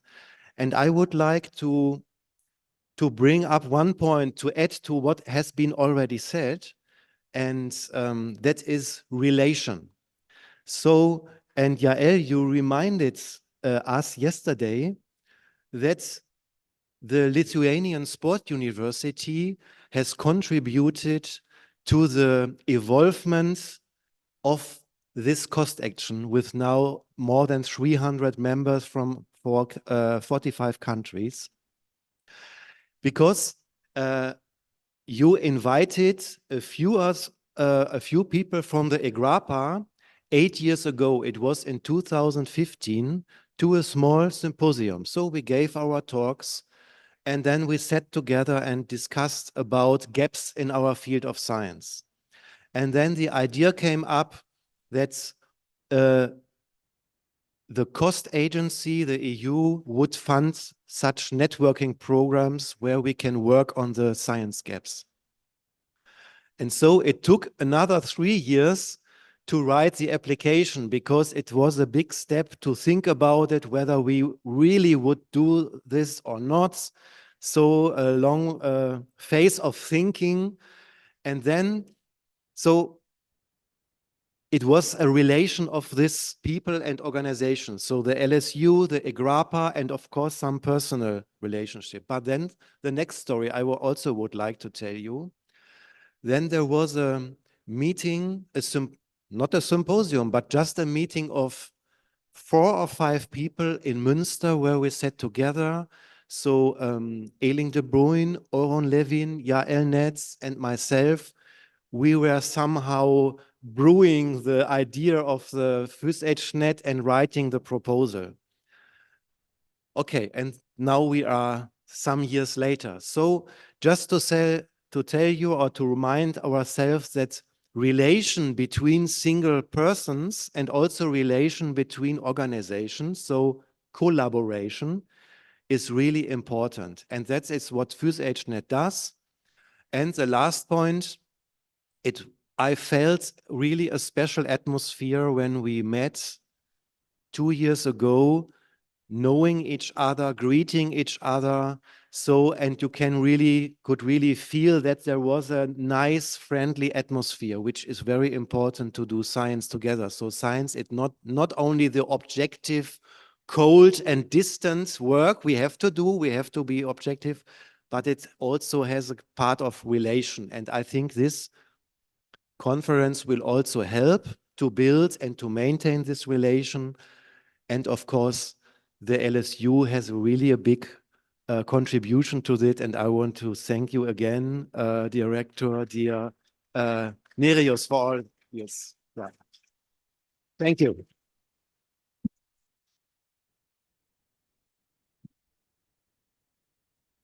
Thank you, Michael.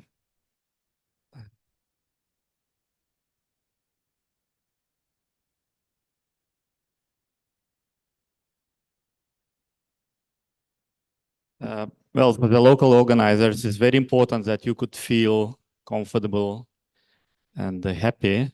So I would like to briefly introduce where are you now? It's Lithuanian Sport University, and a very brief history. So we became a university in 2012, but in 1934, that was our very beginning. And we have now around 1,500 students, 140 teaching staff, and the majority of them, they do research and look forward to collaborate in every topic which relates to physical activity, sport, and others. I will present it briefly also. And our most popular study programs, first you are taught only in Lithuanian language, but physiotherapy, adapted physical activity, tourism and sports management, physical activity and public health also can be taught in English language. And some also other programs which are not so popular. For example, we just started exercises and exercise physiology master study program. And this is most important slide, what I wanted to show is multidisciplinary research at our university. So these are the main topics and we have like a separate research group for every of these topic. And as you see, there is health aging and for example, muscle-brain crosstalk and social aspects, bullying in sport. So yeah, research is priority at this university.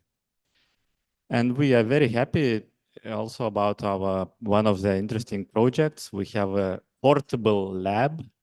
This minibus travels around the country and we can test our subjects.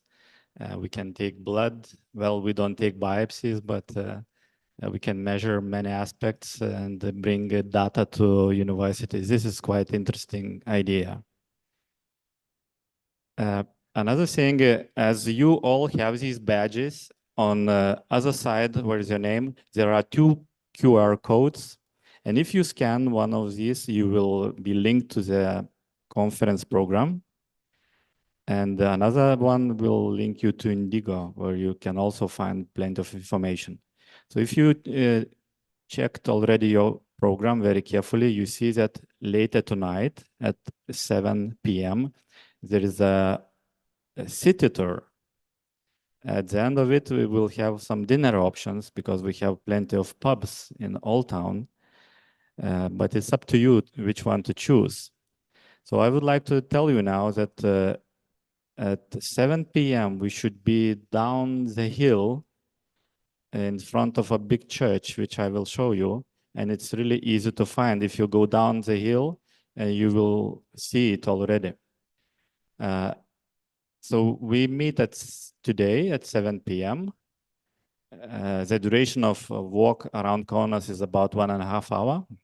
And we will finish this trip in Old Town, which is in total around 2 kilometers one way. So this is a church. And I don't know, can you see this blue arrow? But on that spot will be our LSU student who is experienced to talk about Kaunas, will be waiting for you. And he will have this booklet with the LSU logo, so you will not miss him. So I look forward to you all, to see you all during this city tour. So thank you for your attention and enjoy the conference.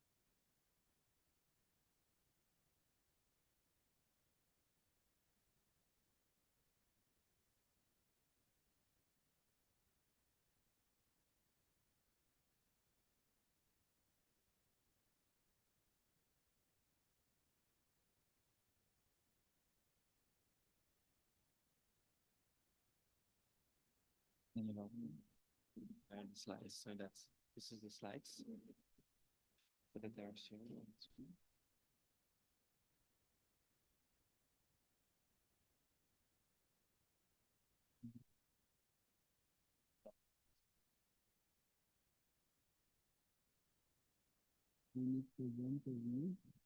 I know. We can also remove them.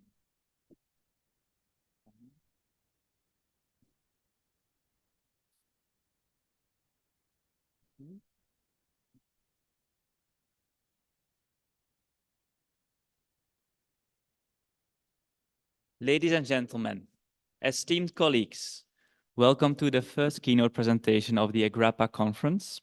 It's my pleasure to introduce our distinguished speaker, Professor Kirk Erickson. Professor Erickson is Director of Translational Neuroscience Research at Advent Health Research Institute in Orlando, Florida, and holds adjunct faculty positions at the University of Pittsburgh and Emory University. His pioneering research on the impact of physical exercise on brain health and cognitive function, particularly among older adults, has significantly advanced our understanding of the mechanisms underlying brain health and aging. He has substantial publication records encompassing more than 300 articles and 15 book chapters. His exceptional work has been honored with prestigious prizes, including the Distinguished Scientist Award by Murdoch University in 2018. Moreover, his research has attracted substantial funding, including a remarkable $21.8 million grant from the National Institute on Aging for his IGNITE project, and most recently, an additional $11.5 million grant to follow up the participants of IGNITE. Beyond his scholarly achievements, Professor Erickson has mentored numerous graduate students and postdoctoral fellows. Furthermore, he is known for his efforts in knowledge dissemination and public engagement, being featured in a long list of print, radio, and electronic media. Please give a warm welcome to Professor Erickson, whose expertise promises to inspire and enrich our understanding of the complex interplay between physical activity, cognitive function, and healthy aging.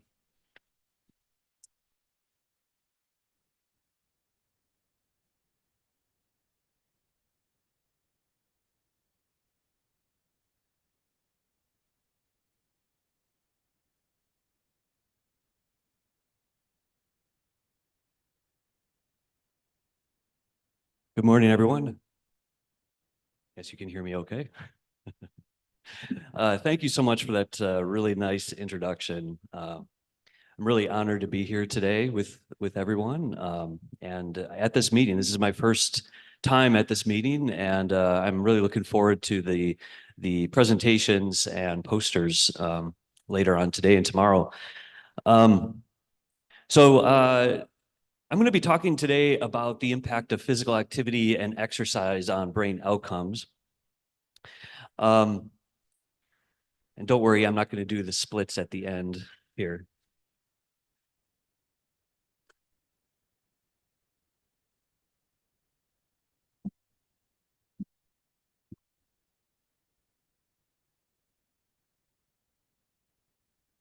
Good. So, sometimes it's difficult to start off on this topic on a slide that's not gloomy, a bit gloomy, and I'm going to be doing the same thing here.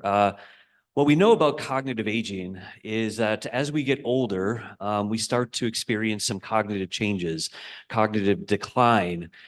This is a figure from Werner Shea and colleagues published in 1994. This is a longitudinal study occurring over about a 50-year period in quite a few adults. And what you can see here is across many different cognitive domains, from inductive reasoning to spatial orientation, there's relative stability in cognitive performance up until right around the age of 60. And then we see gradual decline in cognitive function for most cognitive domains that have been studied. So this is a fairly ubiquitous finding. Unfortunately, like I said, it's a bit gloomy that we have to start off talking about cognitive decline and cognitive changes as we get older. Now, these changes that are happening to cognitive performance in this age range is actually thought to be preceded, maybe even by a few decades, by changes happening to the structure and function of the brain. So, for an example, these are data published in 2009. What you see here is an MRI image of a standard brain, and in the blue is a region called the dorsolateral prefrontal cortex, or DLPFC for short. And so the dorsolateral prefrontal cortex is involved in supporting executive functions. So your ability right now to be paying attention to what I'm saying, that aspect of attentional control or selective attention is partially supported by this region. And this region does other things as well, including response inhibition or working memory functions and other such executive-like tasks. And what you see here is roughly about 200 adults between 18 and 80 years of age. And what we see is that the size of this structure declines with advancing age. So almost at the time of your life where the structure reaches its full point of maturation is when we start to see it deteriorate. It starts to shrink. Right around the age of 30. So it reaches its full point of maturation, 20 or in the mid-20s, and right around the age of 30 is when it starts to decline in size. This region right here is the hippocampus. So if you don't remember your neuroanatomy, if you put your fingers in your ears like this, you're basically pointing at your hippocampus. It's located behind the ears in the medial temporal lobe. The hippocampus is critically involved in memory formation. So if you damage the hippocampus, you end up having amnesia. In Alzheimer's disease, a disease in which we know is characterized actually by significant amnestic impairments, so significant memory deficits, episodic memory deficits, we see significant shrinking of this structure. So the hippocampus, as you can see here, declines in size. It starts to shrink as we get older, and it starts to shrink right around the age of 50.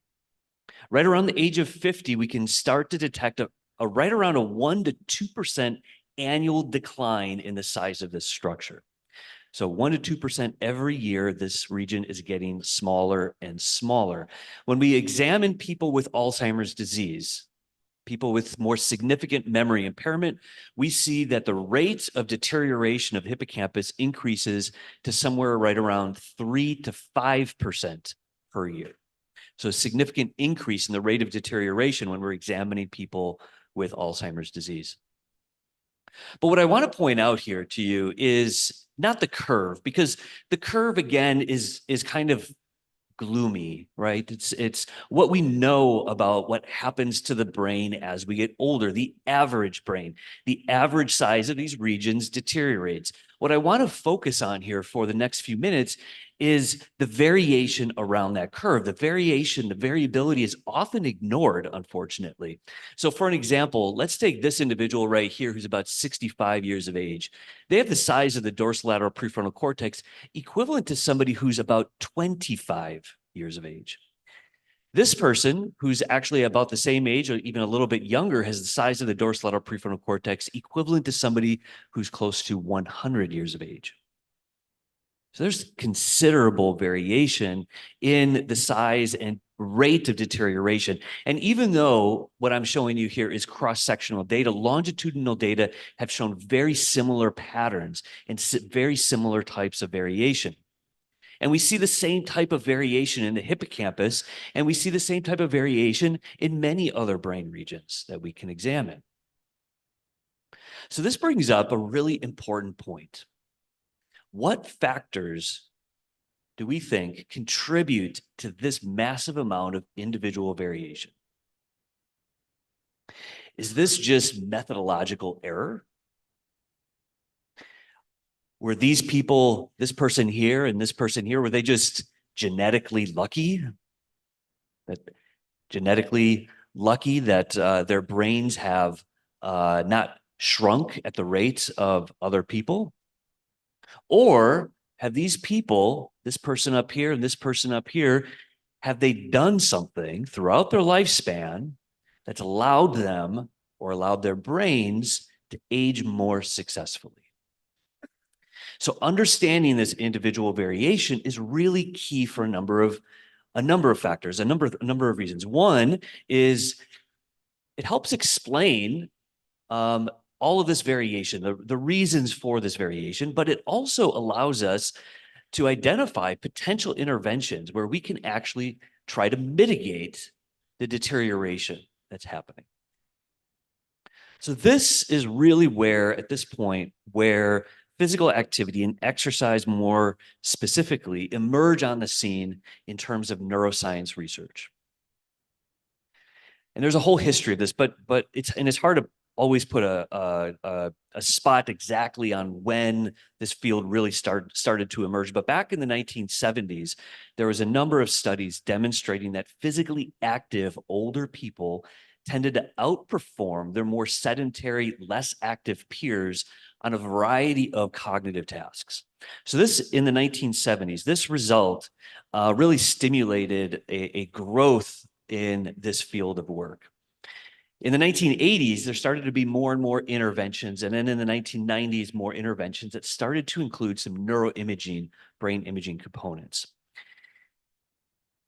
And so most of this work, even today, most of this work has been done in older people. So when we look across the lifespan, and some of you might ask me at the end, a very valid question, and that is, if we know what's happening in older life, could we prevent decline if we targeted midlife, or even if we started earlier in young adulthood or childhood? And these are very important questions that actually still remain largely unanswered at this point. There's been a lot of reviews that have been published on this literature, and several of us have had conversations about the number of reviews and meta-analyses published in this area. This is one that I just wanted to point out to you that describes some of the muddiness. I'm going to get into the heterogeneity of findings and the muddiness in some of this work and some of the potential reasons for that muddiness, the explanations for some of the heterogeneity in research findings. But in this particular paper, my co-authors and I go into some depth describing some of the not only mechanisms, but individual variation and variation across studies. But let's take a look at this literature from kind of some broader perspectives, and then take a deeper dive into exactly what might be happening here. So this is a meta-analysis published in 2011, and there's been a number of meta-analyses like this published. This is a meta-analysis of observational studies examining whether engaging in physical activity earlier in the lifespan is associated with reduced risk of experiencing some cognitive decline or cognitive impairment later in life. Okay, so this is observational studies, not interventions, no experimental manipulation. And what you see here, what we tend to find is across all of these epidemiological observational studies, we see a very consistent pattern emerging. That is, those studies, all of the studies basically indicate that people who are more physically active earlier in the lifespan show a reduced risk of developing some cognitive impairment later in life. Even when we look at specifically, not just cognitive decline or cognitive impairment more broadly, but specifically Alzheimer's disease. If we look at Alzheimer's disease, we can see here too, there's a general pattern that emerges that individuals that are engaging in greater amounts of physical activity earlier in their lifespan show a reduced risk of developing Alzheimer's disease later in life. Again, observational studies, but compelling, very compelling, very provocative. And this epidemiological, this observational literature is partly what we use as a springboard to conduct our interventions, to examine more causal pathways and mechanisms underlying some of these patterns. Now, in addition, because interventions have been conducted since the 1980s in this area of research, there's enough studies to also conduct meta-analyses on the interventions. This is a famous meta-analysis published in 2003, but since then, I'm going to show you a little bit later a few other interventions or meta-analyses of interventions, but this is really a famous one that I wanted to show you here. And so what you see is a meta-analysis of studies in older adults, interventions. The yellow bars are the exercising groups and the blue bars are the control groups. You see slight improvements in these 4 cognitive domains for the control group, but really quite massive improvements across cognitive performance in most cognitive domains. There's 2 really important messages from this particular slide. One is that the effects of exercise seem to be fairly broad. That is, most cognitive domains seem to be improved by engaging in exercise. However, there's also some specificity. notice that executive functions tend to show greater improvements than some of the other cognitive domains. So this level of specificity also suggested to us that the effects of exercise on the brain might not be just a general brain effect, but might be instead more regionally specific. So maybe the effects of exercise have some regionally specific effects that are affecting or supporting regions that are supporting executive function. So this allowed us, this meta-analysis and others allowed us to then start targeting or start using neuroimaging techniques to target particular brain regions to see what our exercise interventions were actually doing to the structure and function of the brain. So we started out with a cross-sectional study. And I want to just take a quick aside here that cross-sectional studies have a whole host of limitations and criticisms associated with them. But I also want to point out that they are very important initial studies for you to apply for more money in order to get an intervention conducted. Interventions tend to be more expensive, more time intensive, and require more staff and students and other things. And sometimes it's more difficult to get that money if you don't have good, solid cross-sectional data to be able to support some of your hypotheses.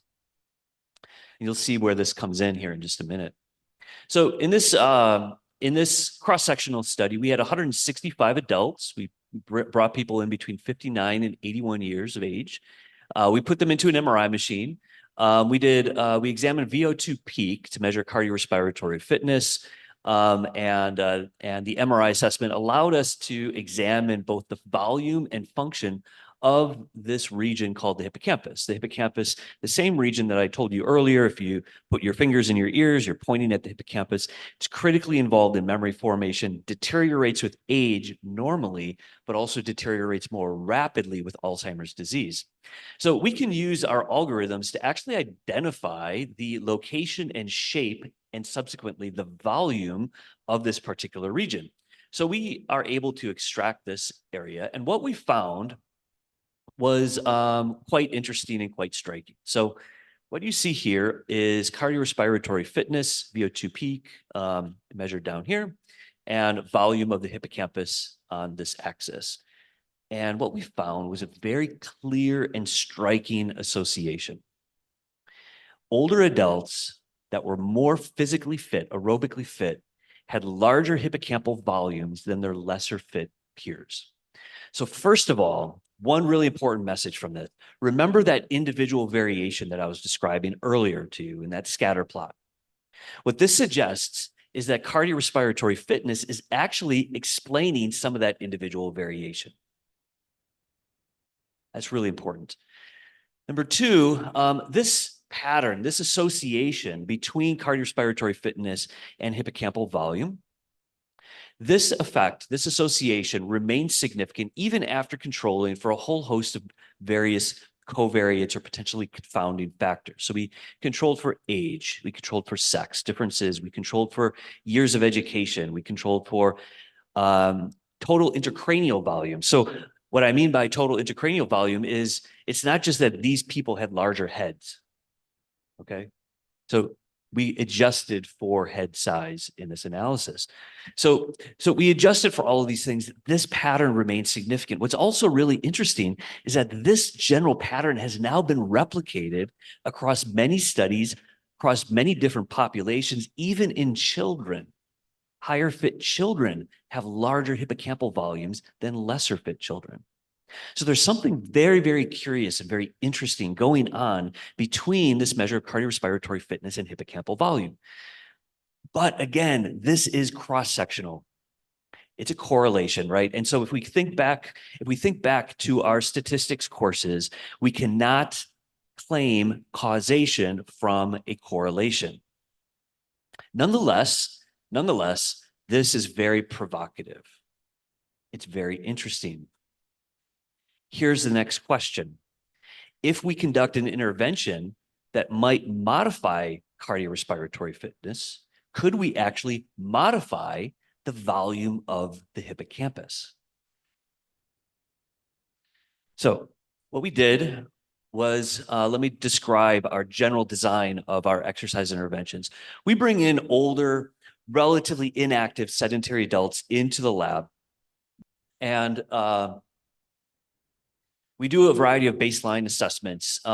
In this particular study that I'm going to show you, we did fitness, we did MRI, we did a cognitive testing battery, and we also take blood biomarkers that I'll come back to in a minute as well. And then we randomize them to either a brisk walking group or to a stretching and toning control group. Now, the similarities and differences between these groups is really important because remember, this is supposed to be an experimental manipulation, an intervention. A randomized clinical trial is an experimental manipulation. We want to keep both groups identical on as many factors as we possibly can, except for the thing that we're trying to manipulate. In this case, exercise behaviors. So both of these groups are receiving physical activity around a track. So both groups come into the laboratory setting. They get physical activity. Stretching is a form of physical activity, but then brisk walking is the complement, and differences in intensity are the key component here. So they're both happening in groups. They're both coming into the lab 3 days per week for about 30 to 45 minutes per day. And so the main differences here are the intensity and type of physical activity. We've got walking versus stretching, and we've got this group that we're maintaining at a moderate intensity pace versus stretching, which we're maintaining at a low intensity level. And then we do this type of intervention for 6 months or 1 year, and then we bring them all back for follow-up assessments, the same assessments that we did at baseline. So this particular result I'm going to show you was published in 2011 in PNAS, and it's become an important study for a few reasons that I'll describe in a second. But this was 120 people in this study, 60 people in each group. We had slightly more women in the walking exercise group than the stretching control group, but all of the effects that I'm going to show you remain significant even when adjusting or controlling for sex differences. Attendance was roughly 80% in both groups. So this was very good. This was a 12-month intervention. So 80% attendance to the supervised exercise sessions was pretty good. And we reliably improved or increased cardiorespiratory fitness in the walking exercise group compared to the stretching control group. So next question, what's happening to the brain? Again, we put people into an exercise intervention. Previously, I just showed you there's a correlation between cardiorespiratory fitness and hippocampal volume. And then the next question is, what do we do? What do we find when we get people exercising? Can we modify the size of this brain region? So I'm going to show you here the thalamus, no change. Thalamus is sitting in the center of your brain. We actually use that as a negative control region. I didn't expect any changes in the size of the thalamus over this time period. And in fact, we didn't see anything. The caudate nucleus is part of the basal ganglia. The caudate nucleus is commonly associated with Parkinson's disease. It has a lot of dopaminergic innervation. It's also controlling not only movement, but also cognitive performance as well. But here we don't really see much of a difference happening in the size of the caudate nucleus. So I'm not going to really talk much about that. What's really striking is what's happening here in the hippocampus, the left hippocampus, the right hippocampus. What we see in the red line is a slight decline in the size of this region for the control condition, the control group, the stretching control group. This slight decline in the size of the hippocampus was actually equivalent to about the rate of decline seen in observational longitudinal studies. The rate of decline was about 1.5%, okay, over a 12-month period. But what's really striking is what's happening in the blue line. The blue line shows the exercising group. What we showed in this particular study was that engaging in 12 months of moderate intensity exercise 3 days a week was sufficient for actually increasing the size of the hippocampus, a brain structure that's typically deteriorating with age. The deterioration rate is predictive of Alzheimer's disease, and it's critically involved in memory performance. There's a few really important take-home messages from this particular finding. One is that the older adult brain actually retains a great degree of plasticity. The capability to mold the brain, it remains malleable. It remains plastic. We just need to figure out how to leverage this natural capacity for brain plasticity. And it seems as if exercise is very capable of taking advantage of this natural capacity. So 12 months of walking was capable of doing something to the brain that years and years of pharmaceutical research was not able to accomplish. Quite striking. And what's really important about this, and this, I think what's really important about this study is that it really was able to spin off. There's been a lot of other work in this area also demonstrating a remarkable degree of plasticity in the older adult brain. So this is really an important message. We shouldn't be thinking of the brain as non-malleable. There's been quite a few other studies on this, and there's even been meta-analyses on this, and there's skepticism over some of this effects. How capable is exercise for actually modifying the brain? Can it be done in other populations? People with schizophrenia, children, midlife adults, people with depression, people with other conditions. How broad can we make these messages? Well, this still remains a hot topic, and there's a lot of problems in this literature. One of the problems is small sample sizes. A lot of studies have small sample sizes, probably too small for us to be very confident about some of the results.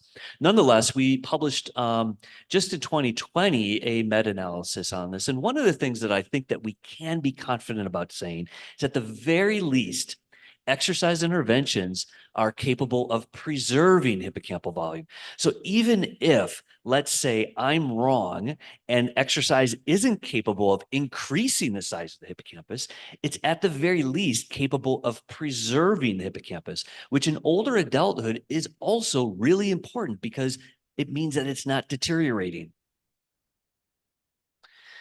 So we've gotten really far in our understanding of some of the impact of these interventions on brain outcomes, especially the hippocampus. One question that you might be asking right now is, all right,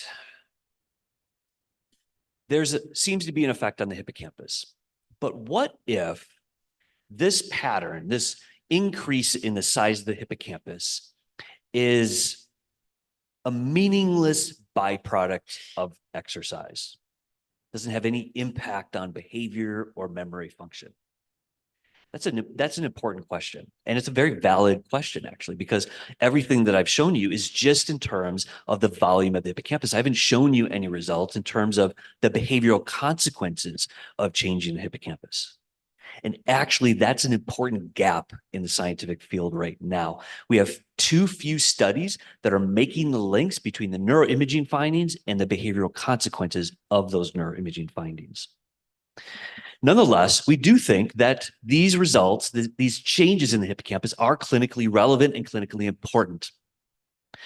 My really talented student, Sarah Egajayan, who just finished her PhD last year, she published this meta-analysis on examining the effects of aerobic exercise interventions on episodic memory performance in late adulthood. So episodic memory in particular is supported by the hippocampus. At least theoretically, conceptually, that's the way that we think about episodic memory and the hippocampus. So when we summarize this literature, we actually realized that this literature was quite massive. There have been a lot of exercise interventions that have been done that have examined various aspects of episodic memory performance. You can see and this is just in late adulthood, All of these are interventions. So this is really quite striking. This was a first surprise to me. I didn't realize there was this much literature on this. But one of the things you look at the effects over here. Look at the p-values over here. There's very, very few studies that by themselves are actually significant. You look over here too, you can see the effect size is actually quite small, even when you start excluding some outlier studies.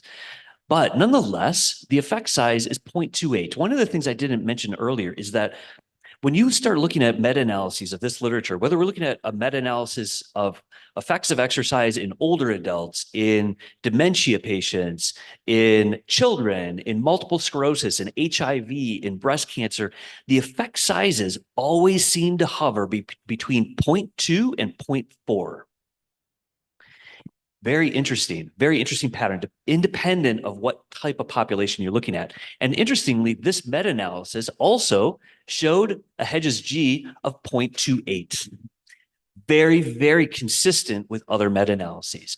The issue was that this particular effect size of 0.28, it was statistically significant, right? So it's a modest effect size. It's statistically significant. So do aerobic exercise interventions modify or improve episodic memory performance? The answer seems to be yes, okay? When you pool the effects across studies. The issue is that when we took these effect sizes, we found that the effect size of 0.28 would actually require about 200 people per group to be sufficiently powered. Do you know how many people were in most of these studies? Right around 30, 40, 50 people. So we have a lot of studies that are probably basing their power off of exaggerated effect sizes, thus targeting smaller sample sizes, and then by themselves are not showing significant results. And we only actually see the pattern emerge when we pool across these studies. So this is an important message, I think, that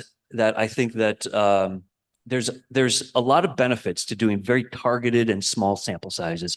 But sometimes when we want to make these broad general conclusions about the impact of exercise on these types of outcomes, we really have to be confident that what we're saying is accurately represented by the power and effect sizes of the data that we have available to us. It really bothers me when I go to the New York Times or some other article and I see on the front page, exercise, no effect on cognition, new study finds, right? And it's unfortunate that that type of work or that type of comment, that type of statement is coming out on the New York Times on the front page, because it's people like my parents who are reading that and saying, Kirk, can you please explain this to me? I don't know what to do anymore. So we have to be really thinking about the messaging in the right way. So all of you as good scientists, you've probably been thinking, I'm hoping that you've been thinking, this is all very provocative and interesting, but what are the mechanisms? How is this actually happening? How is the brain, how is it that I can affect my body, engage my body, and affect my brain? Usually when we think about exercising the brain, we think about crossword puzzles, classes, reading newspapers, reading an intellectually stimulating book. That's kind of the classic view, right? But really, actually, probably the most profound and most consistent pattern that we have for factors that affect the brain, it's physical activity. So what are the mechanisms? One of the things that I want to point out is when we talk about mechanisms, it becomes a very complicated issue very quickly. We can actually think about mechanisms on multiple levels. So we can think about mechanisms on the reductionist cellular and molecular pathways. And this is what a lot of people ask me when they ask me, Kirk, what are the mechanisms by which exercise is affecting the brain? Usually what they're asking me is, what are the cellular and molecular pathways that are being affected by exercise that affect cognitive performance? And that's a fine fine way of thinking about it, but it is based on a reductionist philosophy. We can also think on a different level about the structural and functional brain changes. So what I mean by this is coming back to my point about the hippocampus and whether it's a meaningless byproduct of exercise. Here, what I'm actually asking is, does this change in the hippocampus actually mediate any behavioral outcomes? Does it actually mediate the cognitive changes that we might expect to see? Okay, so we can ask, do these changes in structure, function, resting state networks, all of these things, do they mediate the cognitive benefits that we have on this side? The other thing is behavioral and socio-emotional changes. What I mean by this, we know that sleeping affects memory performance. If you don't sleep well, you're not going to be thinking as well. But we also know that exercise is a great way for getting people to sleep better. So maybe exercise is affecting cognition because it's getting people to sleep better. In this way, sleep is actually an important mediator for the pattern, for the effects of exercise on cognitive outcomes. Now, what I don't mean is that these are mutually exclusive from one another. Of course, what's happening at the cellular molecular level must be impacting this structural and functional brain networks, which in turn must be affecting these socio-emotional or sleep-related changes. So they aren't mutually exclusive. They're different levels of thinking about mechanisms. Now, most of our work and most of our understanding of mechanisms at this point is at this level of understanding, at the reductionist cellular molecular pathway. So several things that we've learned. First of all, it's very difficult to get brain tissue from humans. It's very difficult. That's the reason why we have neuroimaging. So a lot of our work has to be dependent on rodent studies where we can harvest brain tissue. So there's a number of benefits to this. So we can actually harvest brain tissue. We can experimentally block pathways to get a better sense of causal mechanisms. We have greater genetic and environmental control, of course. But the translation to humans is always going to be questioned.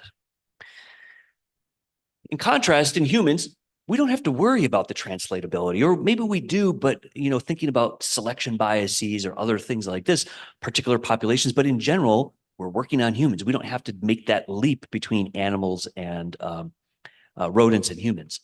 We have randomized clinical trials to try to test our experimentally manipulate exercise.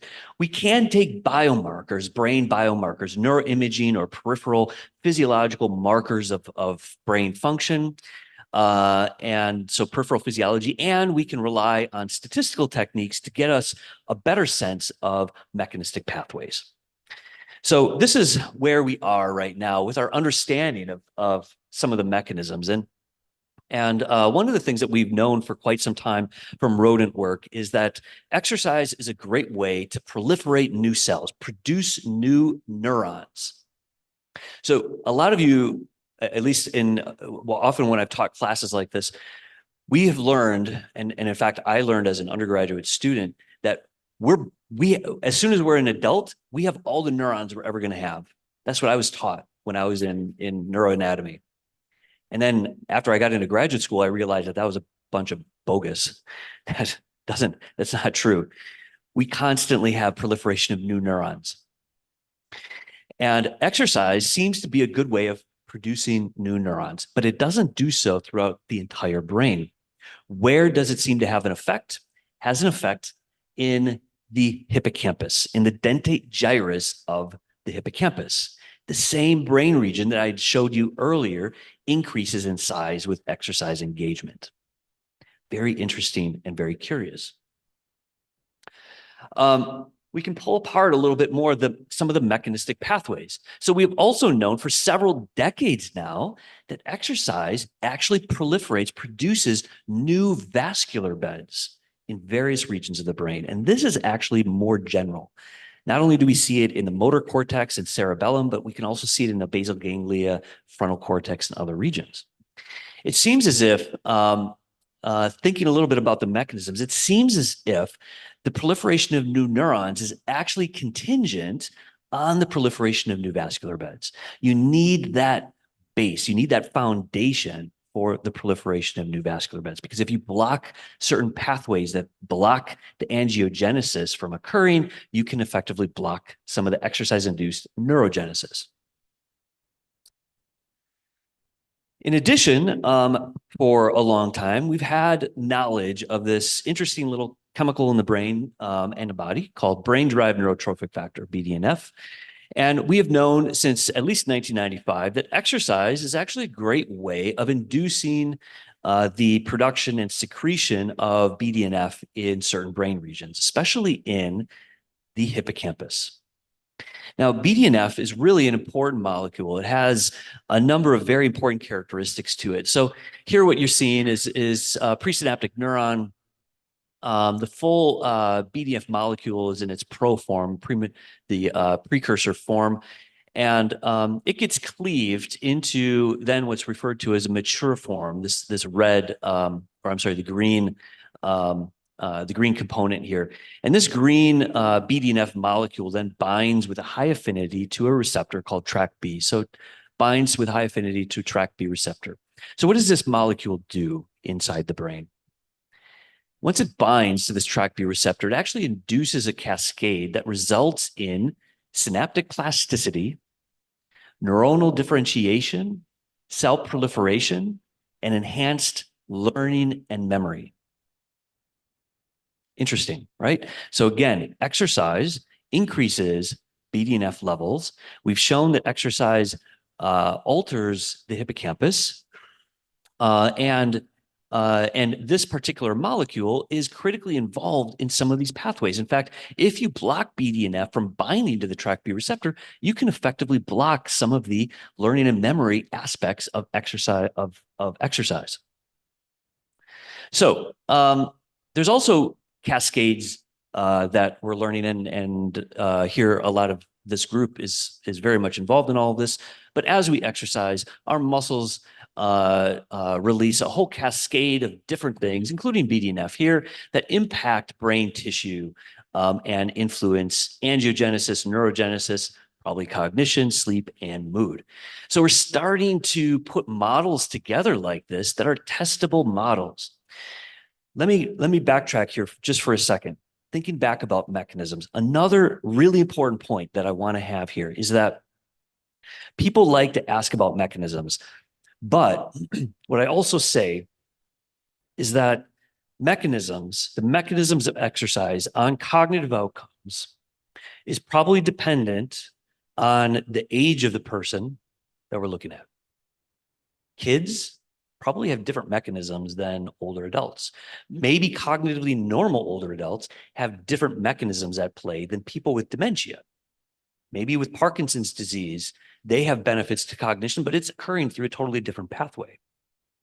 Maybe the effects of exercise on the frontal cortex are very different mechanisms than the effects of exercise on the hippocampus. So we shouldn't be thinking of mechanisms in a very isolated or uniform manner, as if there's one pathway that we should be identifying that has this broad proliferating effect. Maybe there is, maybe there are some of these pathways that are just general, and we can identify those. But I don't want us to think that that is the answer, and that's the way that we should be thinking, because I think it's much more complex than that. So we can measure BDNF in humans. So coming back to the study, we analyzed BDNF in this sample, and we found correlations between changes in left hippocampus volume and right hippocampus with changes in BDNF over this 12-month period. Very provocative, very interesting, and very much linked with the animal literature in this area. However, again, I want to remind you, this is from human work, and we're basically just running a correlation here. Again, correlation is not causation. We can't say from these data that changes in BDNF actually caused an increase in hippocampal volume.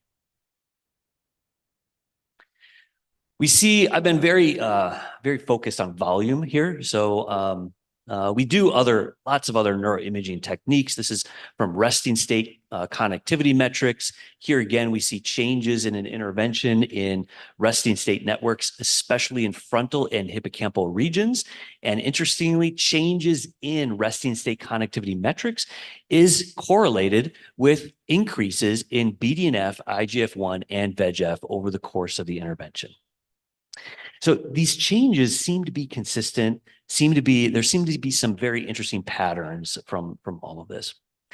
Now, one of the other avenues and areas that a lot of people have been speculating on is whether exercise modifies Alzheimer's disease pathology. And in fact, we published a study back in 2017 that suggested that the association between physical activity and cognitive impairment might actually be mediated by some aspects of amyloid pathology. However, we have recently reviewed this literature published here in Journal of Sport and Health Sciences. And basically the sum of this study was that, in short, we don't know what's going on. We can't confirm that physical activity actually reduces amyloid. We can't confirm that engaging in physical activity reduces the risk of amyloid accumulation. The literature is too young, too new. There's too many methods out there with not enough description of how it's being done for us to really be confident about anything that's going on here. But there is a lot of heterogeneity in these studies as well. And you probably saw that by some of my scatter plots. So we do these interventions and sometimes we have people respond. Sometimes people don't respond in the way that we expect. And this is not just my study and our study. I think a lot of our work here is the same way. We see some people respond, some people don't. So what are the reasons for some of this heterogeneity? Some of the reasons for this heterogeneity I've listed up here, and some of the reasons for the heterogeneity within a study might also be sources of heterogeneity across studies. In fact, when you look across the literature, there's actually there's very poor description of the delivery of the intervention, especially in brain imaging work. So the dose of exercise, the frequency, the duration, the intensity, the mode of exercise engagement is very infrequently described. There's a lot of variation in the cognitive battery selected, the brain regions targeted, there's small sample sizes, and there's very poor description of adherence and attendance. So all of these things, including all these things over here, are clearly contributing to the heterogeneity. And we need to have better guidance around what should be described in papers. We need to have better guidance around the information that should be collected before the start of a study, before the start of an intervention, so that investigators can be prepared to be reporting on these measures and these outcomes and moderators. So this brings me to moderators, because when we're talking about heterogeneity, we're talking about the possibility that there might be factors moderating the response. So what do I mean by a moderator? Previously, I was talking about a mediator. A mediator is a mechanistic pathway. A moderator is something else. A moderator, I like to think in this general format. You go out for a run. You have cognitive benefits that come from the run. But after the run, you stop at the pub and have a burger, a beer, and some French fries. The diet might be mitigating some of the benefits of going on a run, okay? So this diet might be moderating the impact of the exercise behavior. Or let's say you go for a run, you come back and you engage in an intellectually stimulating environment. Maybe the intellectually stimulating environment is actually augmenting the benefits of exercise. Okay? So in this way, these are moderating the impact of the exercise. And if this is true, then these variables, if they go unmeasured, then they're a source of heterogeneity across the studies. Okay? An example here is APOE genotype. APOE genotype is the main genotype risk factor for Alzheimer's disease. So if you carry an E4 allele, you are at an elevated risk of developing Alzheimer's disease later in life. You're also at an elevated risk of showing Alzheimer's disease pathology using PET amyloid imaging or even blood measures. So in this graph here, what I'm showing you is PET amyloid. So this is amyloid on this graph. So higher bar is something you don't want because that means you got a high amount of amyloid. These people are engaging in low amounts of physical activity. These people engaging in high amounts of physical activity. Low amounts of physical activity, high amounts. And these people are E4 negative, meaning they don't carry the risk allele for Alzheimer's disease. These people are E4 positive, meaning that they carry the genetic risk for increased or elevated risk for Alzheimer's disease. The bar that jumps off the screen at you is this one right here, right? This one. These people are low active and E4 positive. They carry the genetic risk, but are physically inactive. They have high levels of amyloid pathology. But for me, what is the most interesting group is not this group, it's this group. This group has a genetic risk associated with also for Alzheimer's disease, but they're getting a high amount of physical activity. And what you see here is that the high amount of physical activity seemed to offset or completely mitigate the impact of the genetic risk for amyloid pathology. This is really remarkable, right? Because what it means is that even if you have the genetic risk for Alzheimer's disease, you might be able to mitigate that risk by engaging in high amounts of physical activity. So again, if you come back to, sometimes I interact with older people who say, my mom had Alzheimer's disease, her sisters had Alzheimer's disease, my grandparents had Alzheimer's disease. What can I do? It seems as if exercise might be a way of mitigating that risk. I say might. This is just one study, and it's a small sample. But nonetheless, very provocative.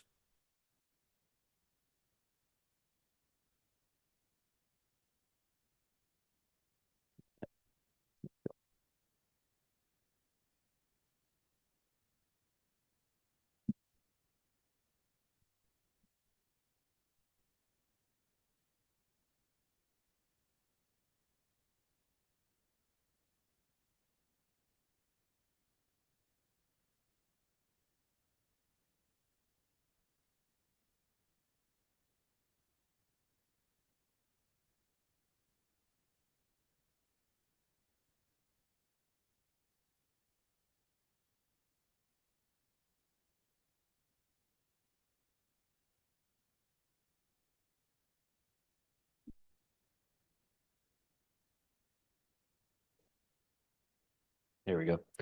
Okay, great. Back on. Okay, so at this point, I want to switch to describing a few ongoing studies that we have. We've got a number of observational, this is an observational longitudinal study.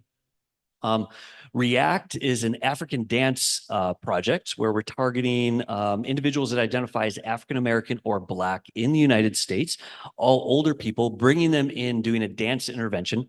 I'm still blinded to the study results here, so I can't share anything with you there. IGNITE is, I'm gonna come back to that, this study in just a second.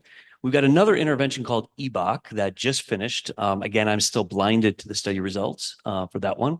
And we just also finished an exercise intervention called Exercise Program in Cancer and Cognition, in which we did a 6-month exercise intervention in women recently diagnosed or treated for breast cancer. And we did find significant improvements in cognitive performance in women with breast cancer undergoing exercise. So some very exciting studies. But I want to talk just for the last few minutes here of my presentation on IGNITE. IGNITE stands for Investigating Gains in Neurocognition in an Intervention Trial of Exercise. So this study was designed for a few reasons. One is there's considerable heterogeneity across this literature. Some studies find effects, other studies don't find effects. We have a poor understanding of mechanisms like we've just been talking. We've got a poor understanding of the moderators of the response, again, as we've just been talking about. So we wanted to design a study that was more sufficiently powered, larger sample sizes for us to pull some of these components apart a bit more. So we designed the study. This was funded by the National Institute of Health, in particular, National Institute of Aging. And this has really been the largest and most comprehensive phase 3 dose response randomized clinical trial of aerobic exercise designed to examine neurocognitive outcomes in late adulthood. This was the study that was mentioned earlier that was initially funded at $21.9 million.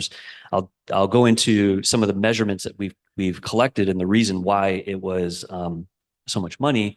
But I can tell you that this is the gift that keeps on giving as well. Let me explain to you why. So we got this Ignite grant, and then we were told to do some additional things. So I went back to NIH and said, well, I don't have enough money to do those additional things, which was actually true. I'm not joking. So they gave us a couple of supplements to add. And then I told them that I wanted to study whether the exercise intervention actually changed amyloid pathology. So we went back in and got some additional money to look at amyloid pathology, which is quite expensive to do. We then got an ancillary project funded where we added MR spectroscopy to our list of assessments, specifically targeting glutathione. And so this is another study that's kind of ancillary that was funded. I then received another project, another grant that allowed us to collect some preliminary data to bring people back and to provide some additional money for more secondary and exploratory analyses of the Ignite data. And then we recently received funding to take our cerebral blood flow measures, and this is from a different PI, to look at cerebral pulsatility and examine whether exercise alters cerebral pulsatility and whether cerebral pulsatility actually mediates some of the cognitive improvements and other behavioral outcomes that we might see.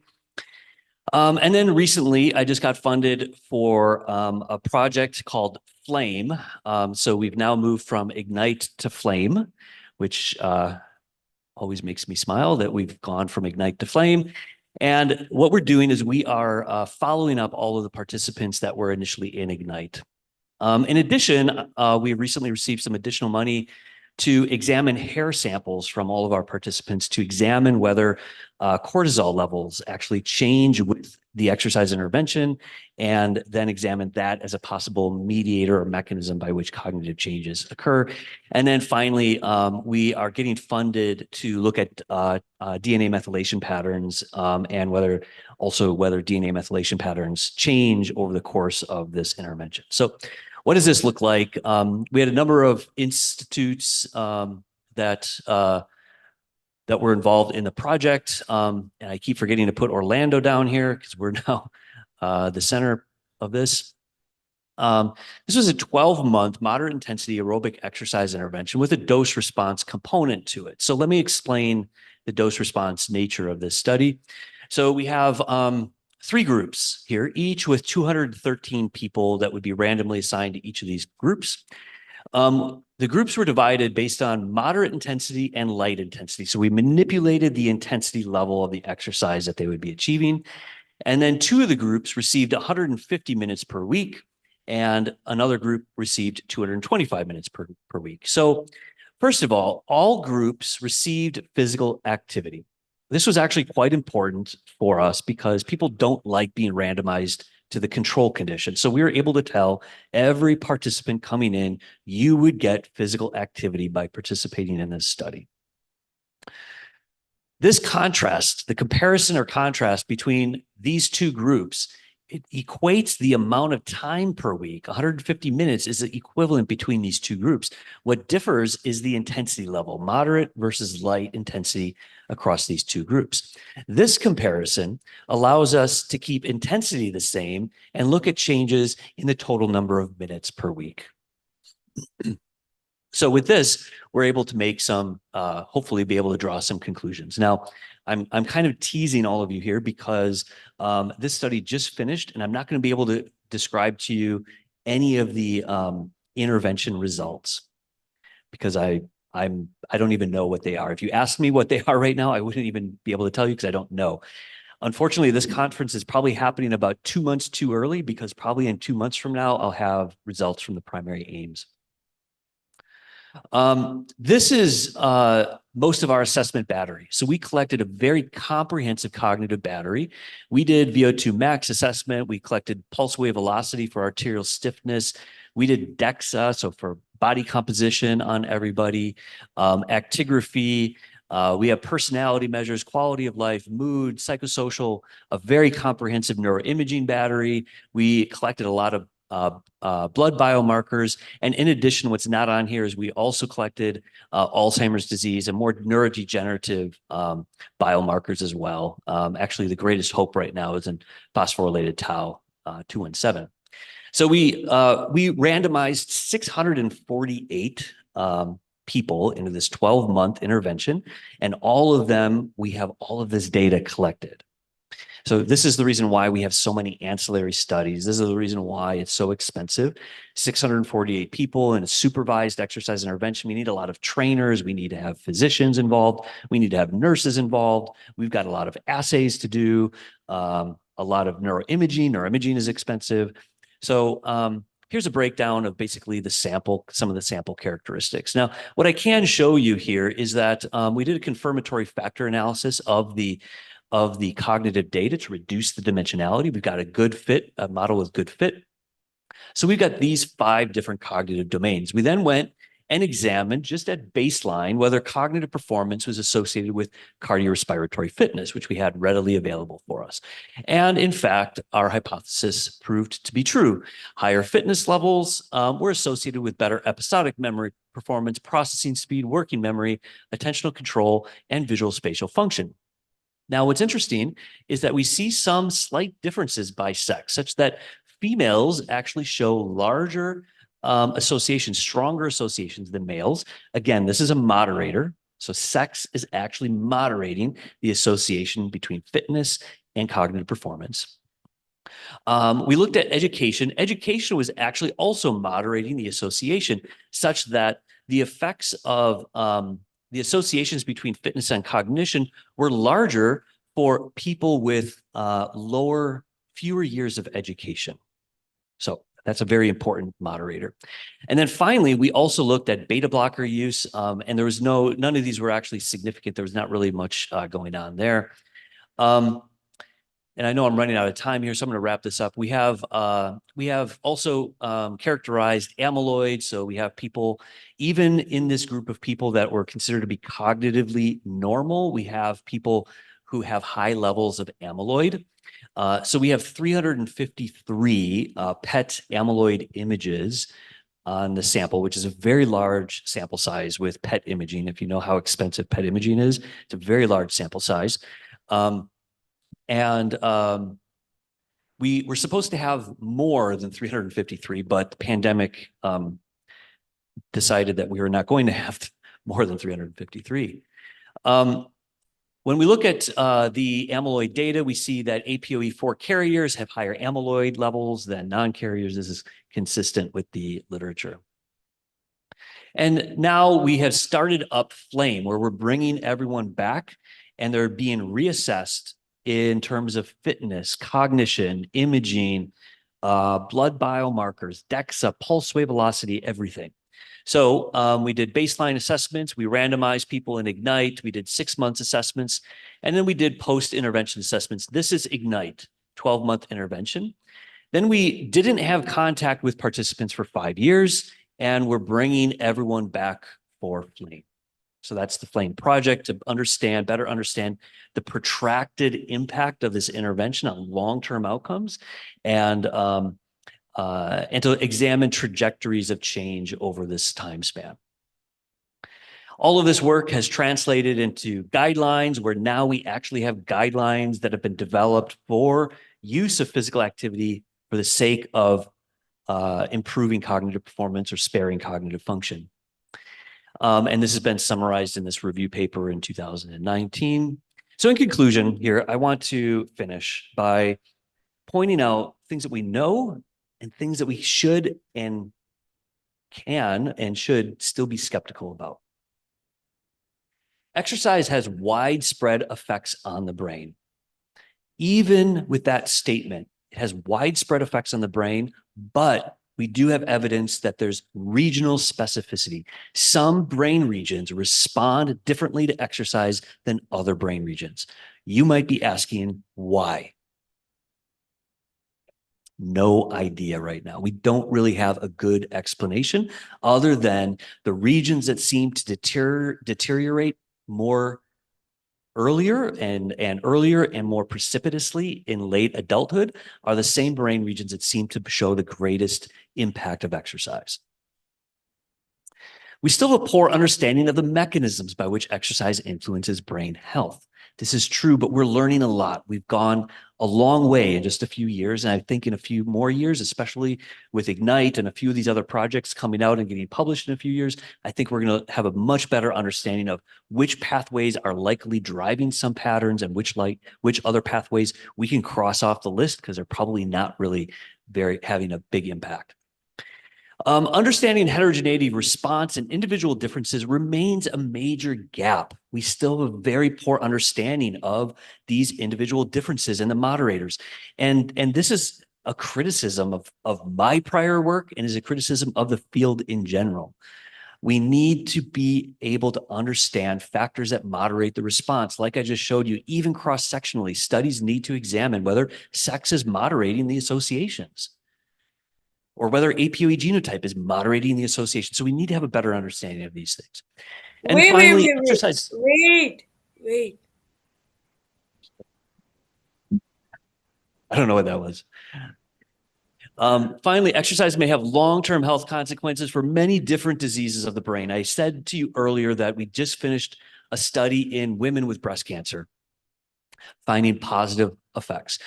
Breast cancer, you don't automatically think of breast cancer with the brain, but there are cognitive deficits that occur in women being treated for breast cancer. And those deficits seem to persist for at least 2 years. And what we found was that engaging in exercise for 6 months seemed to improve cognitive performance.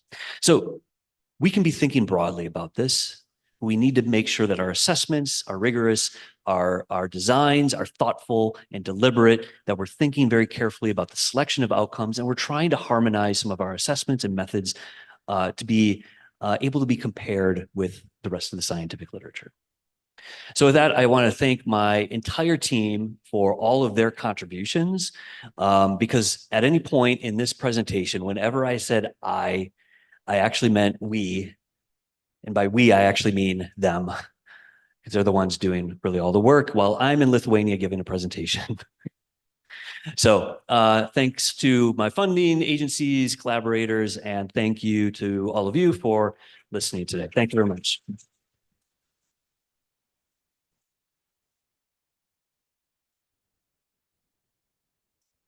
Thank you, Professor Eriksson, for the very inspiring talk.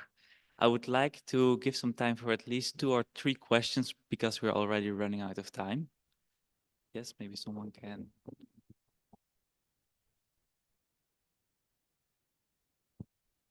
Yeah, thank you, Eriksson. It's very comprehensive and nice presentation. I am working with animal models, especially rodents, in my lab, and we are trying to figure out different types of exercise and intensity on hippocampal dependent learning and memory function. It is interesting when it comes to mild type exercise, it doesn't affect at all learning and memory function. But when we combine it with some environmental enrichment processes, now it's promotes the neurogenesis and something else. And especially the other positive outcomes, when you combine exercise with something else like environmental enrichment, it also decreases anxiety and depression because, you know, hippocampus is not very dependent. It signals from amygdala and prefrontal cortex. So I think we have to figure out hippocampus with the other regions together And then, especially when exercise alone, it increases corticosterone level in animals. So we combine enrichment and exercise, it decreases corticosterone levels. So we need to have to figure out a holistic view, especially in animal models, but we need in human models also, I think. And thank you again. Absolutely. I'm in complete agreement with you. And one of the things that we, in the physical activity guidelines, when we looked at the human literature, we asked a somewhat similar question about socioeconomic status. So do people from more impoverished communities benefit the same way from exercise as people from more affluent communities? And we basically couldn't draw a conclusion because there's just no studies that actually examined this as a potential moderator. So in Ignite, actually, we collected a very comprehensive evaluation of socioeconomic status by taking not only asking about income, but debt and education and other aspects of their financial and wealth to be able to get at some of this. We also have some area deprivation indices as well that we're examining. So I completely agree with you. And this is really where the field is. We need to better understand how our environment and how all of these factors are really contributing to enhancing brain health. Okay, so hand of Jonathan. Hi, I'm Jonathan Gomez. I'm coming from the regional government of Extremadura in Spain. So thank you for the great talk. I think nobody now in the room has any doubt about the potential benefits of the exercise.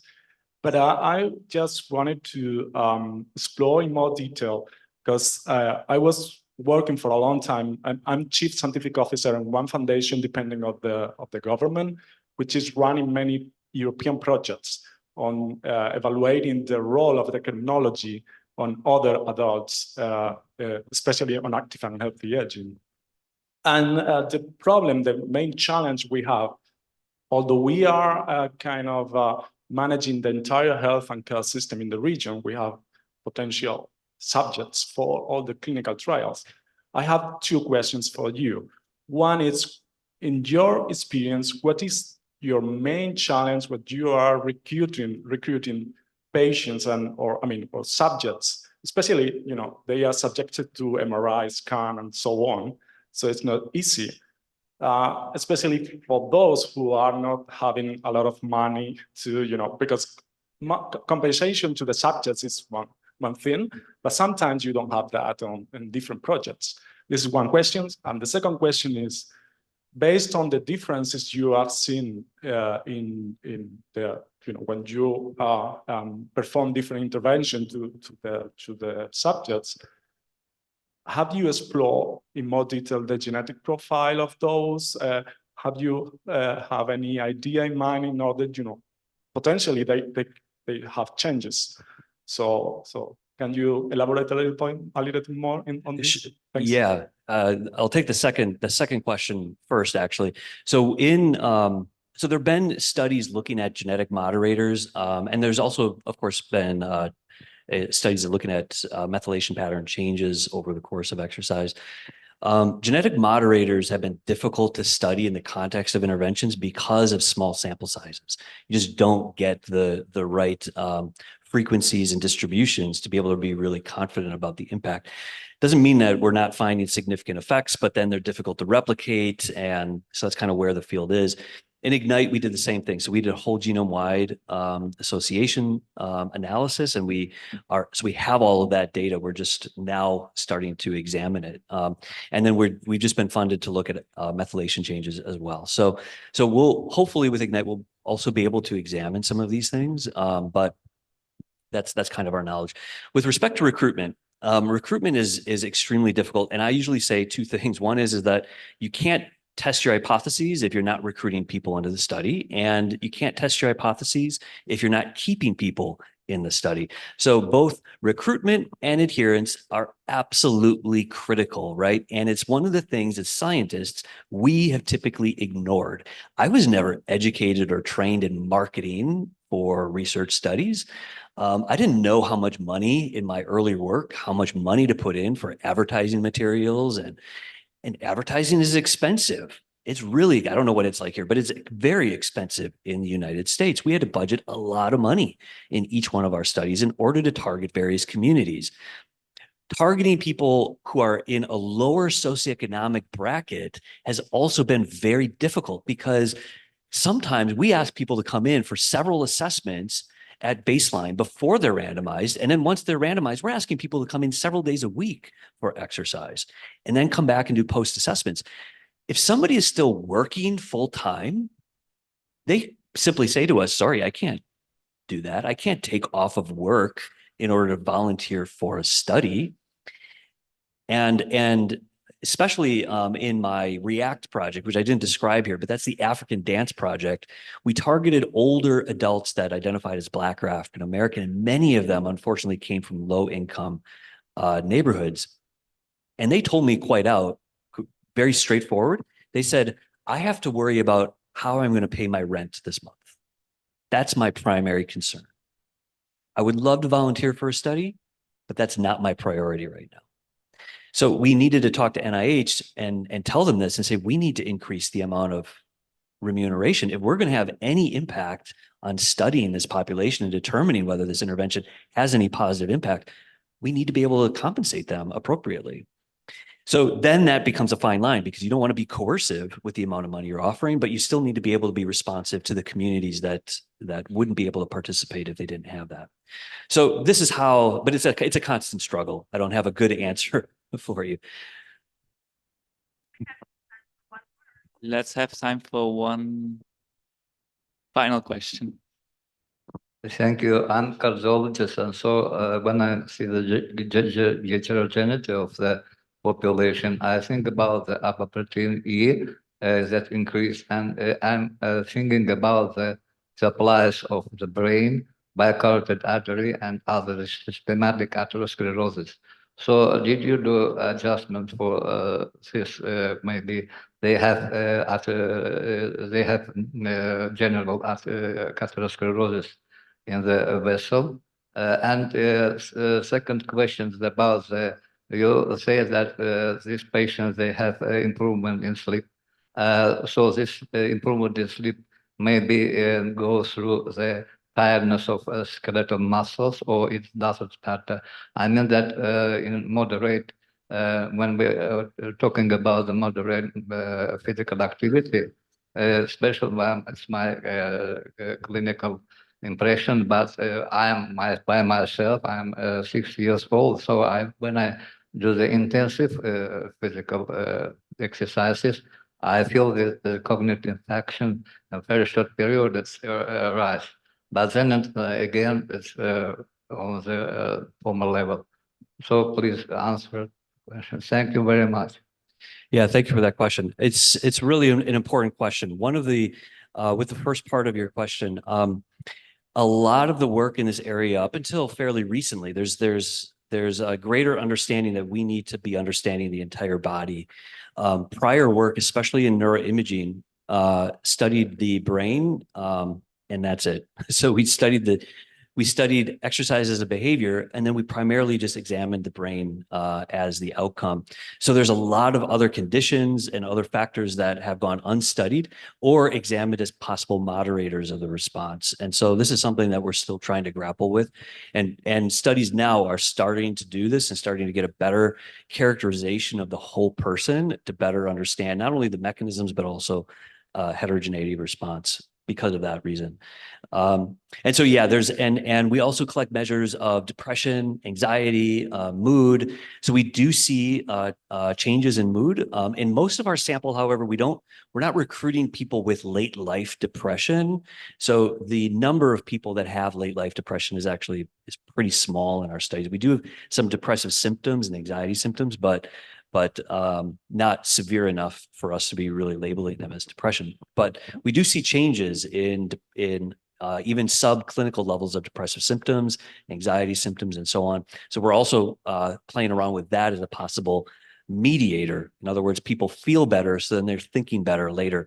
Right now, our preliminary data suggests that that's not a pathway by which the cognitive benefits are found. But it's a good question. Okay, thank you. Thank you very much. Let's give a warm applause to Kirk Edson.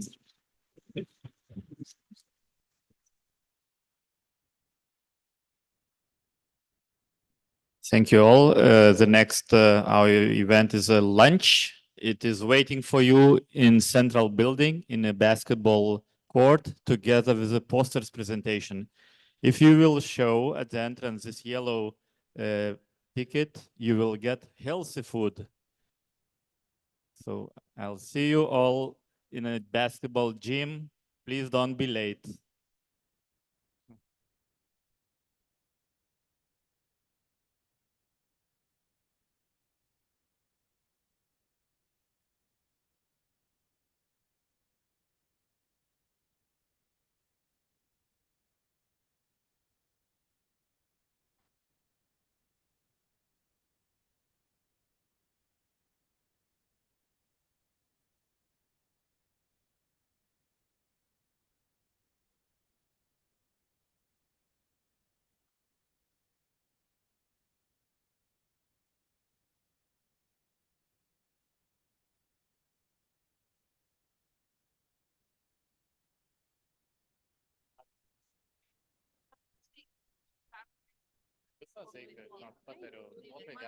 Jos matai visų dubliuojasi, tai tu paskaityk maždaug, žinai, pavadinimus ir kas tau įdomiau.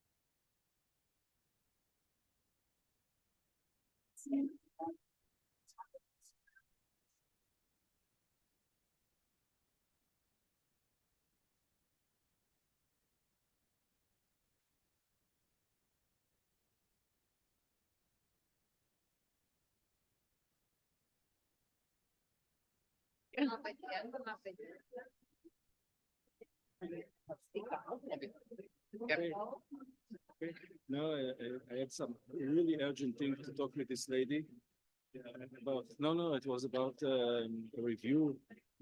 So I'm an associate editor on the EGRAPA, and I'm not able to find the.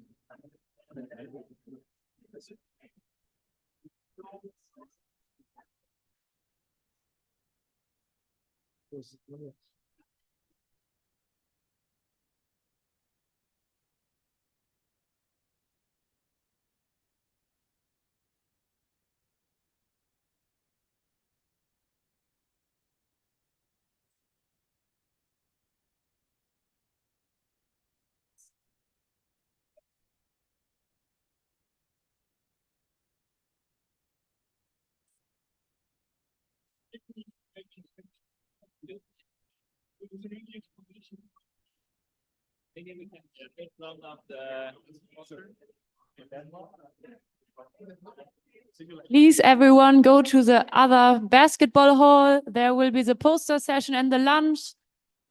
Please start with the trip now.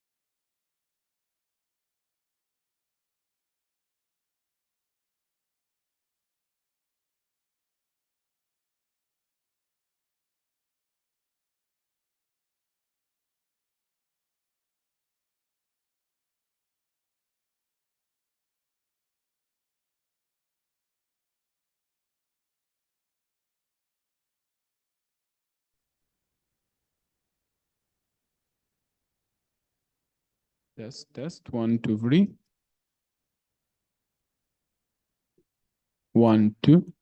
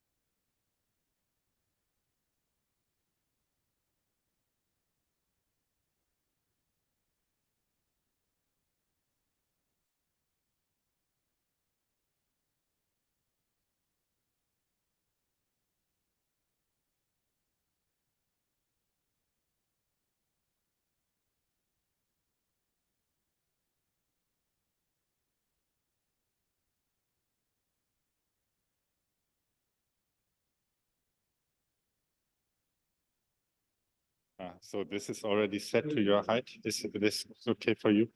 Because otherwise I won't change it. Oh, yeah. But you can, I think you can change it.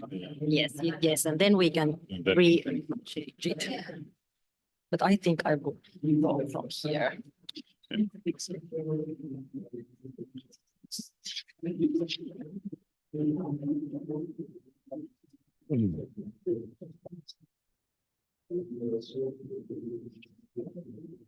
think they are coming.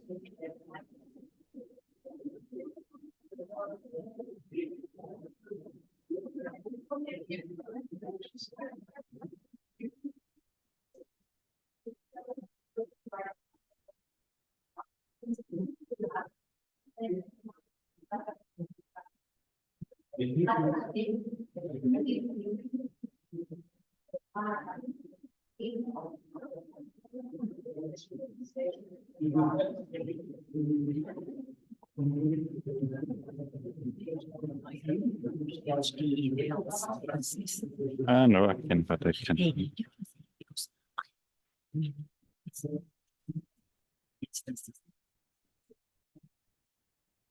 Finland, professor.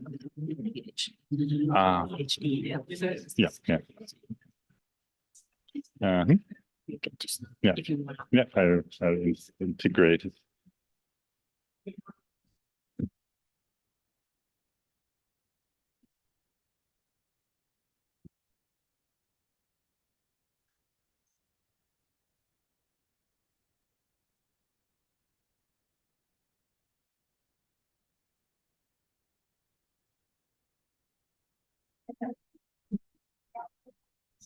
Ja. Ja. Ja, ich warte noch ein bisschen. Ja, ja, es ist sonst ungünstig. Ist ja danach dann noch drin. So 5 minutes. Ja, Yeah, let's wait. Yeah, people should come. ich glaube auch, es sind echt. Das wäre Genau. Naja, gut. Du musst sie auch 4 Tage bei der Stange halten. Das ist dann gar nicht so leicht. Ja. Du kannst morgen Abend auch in Urlaub. Gleich in Urlaub. Ja.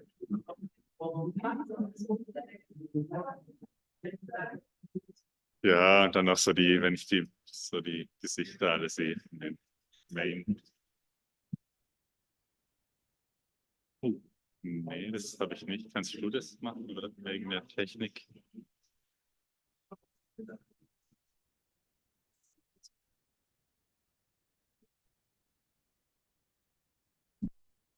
weiß nicht, wer einen Blick hat sozusagen. Das braucht er gar nicht. Ja, mit dem Laptop, der ist der Einzige mit Laptop, der in Frage kommt, wie ich das sehe im Moment. Ja, ich frage ihn.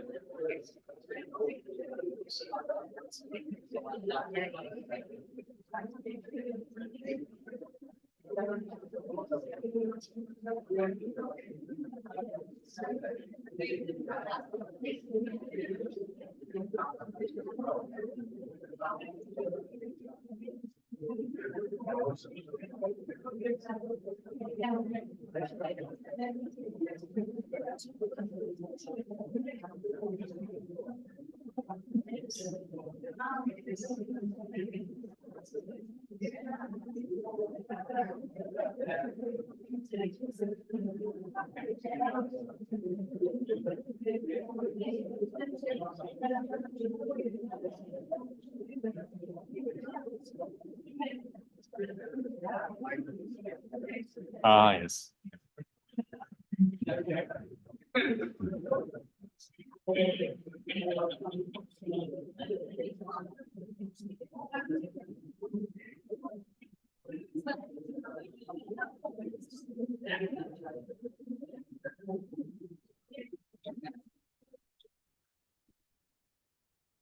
So welcome everybody to the keynote lecture. Dear audience, it is now my great pleasure to introduce Michaela von Bronsdorf. Michaela has a PhD in health sciences and is full professor of gerontology and public health at the Faculty of Sport and Health Sciences at the University of Jyväskylä, Finland. She also leads a research group in the public health program at Folkhälsan Research Center in Helsinki. In the past, Michaela has worked as a postdoc at the Unit of Lifelong Health and Aging at the Medical Research Council in the UK and as a visiting fellow at the National Institute of Aging in the United States. Michaela's research focuses on investigating healthy and active living from a life course perspective. She utilizes large epidemiological cohort data to explore the complex interplay of individual and societal factors that influence health and functioning throughout the lifespan.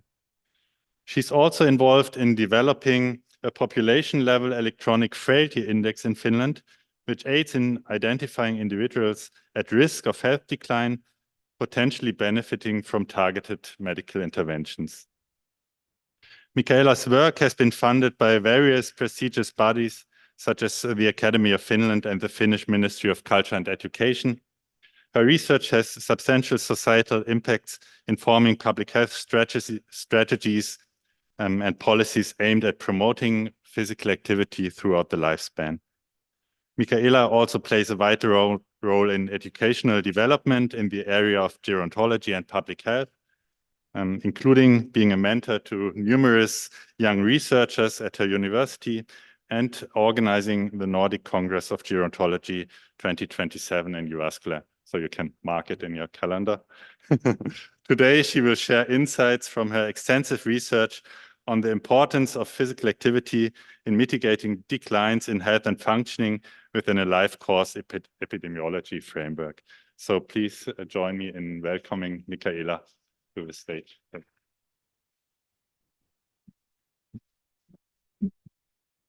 Yeah, I think, yeah. Okay. So first of all, I'd like to thank the organizing committee and EGRAPA and Agenet for inviting me to speak. It's an honor to be here, and we have heard very nice and good talks so far. I was very impressed with the keynote lecture of Professor Eriksson.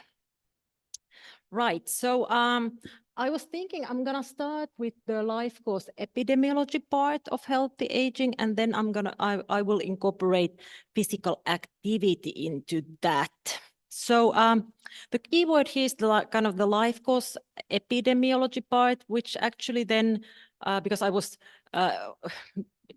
hearing the impressive RCTs that you have, the interventions going on, but then it's with life course epidemiology of healthy aging.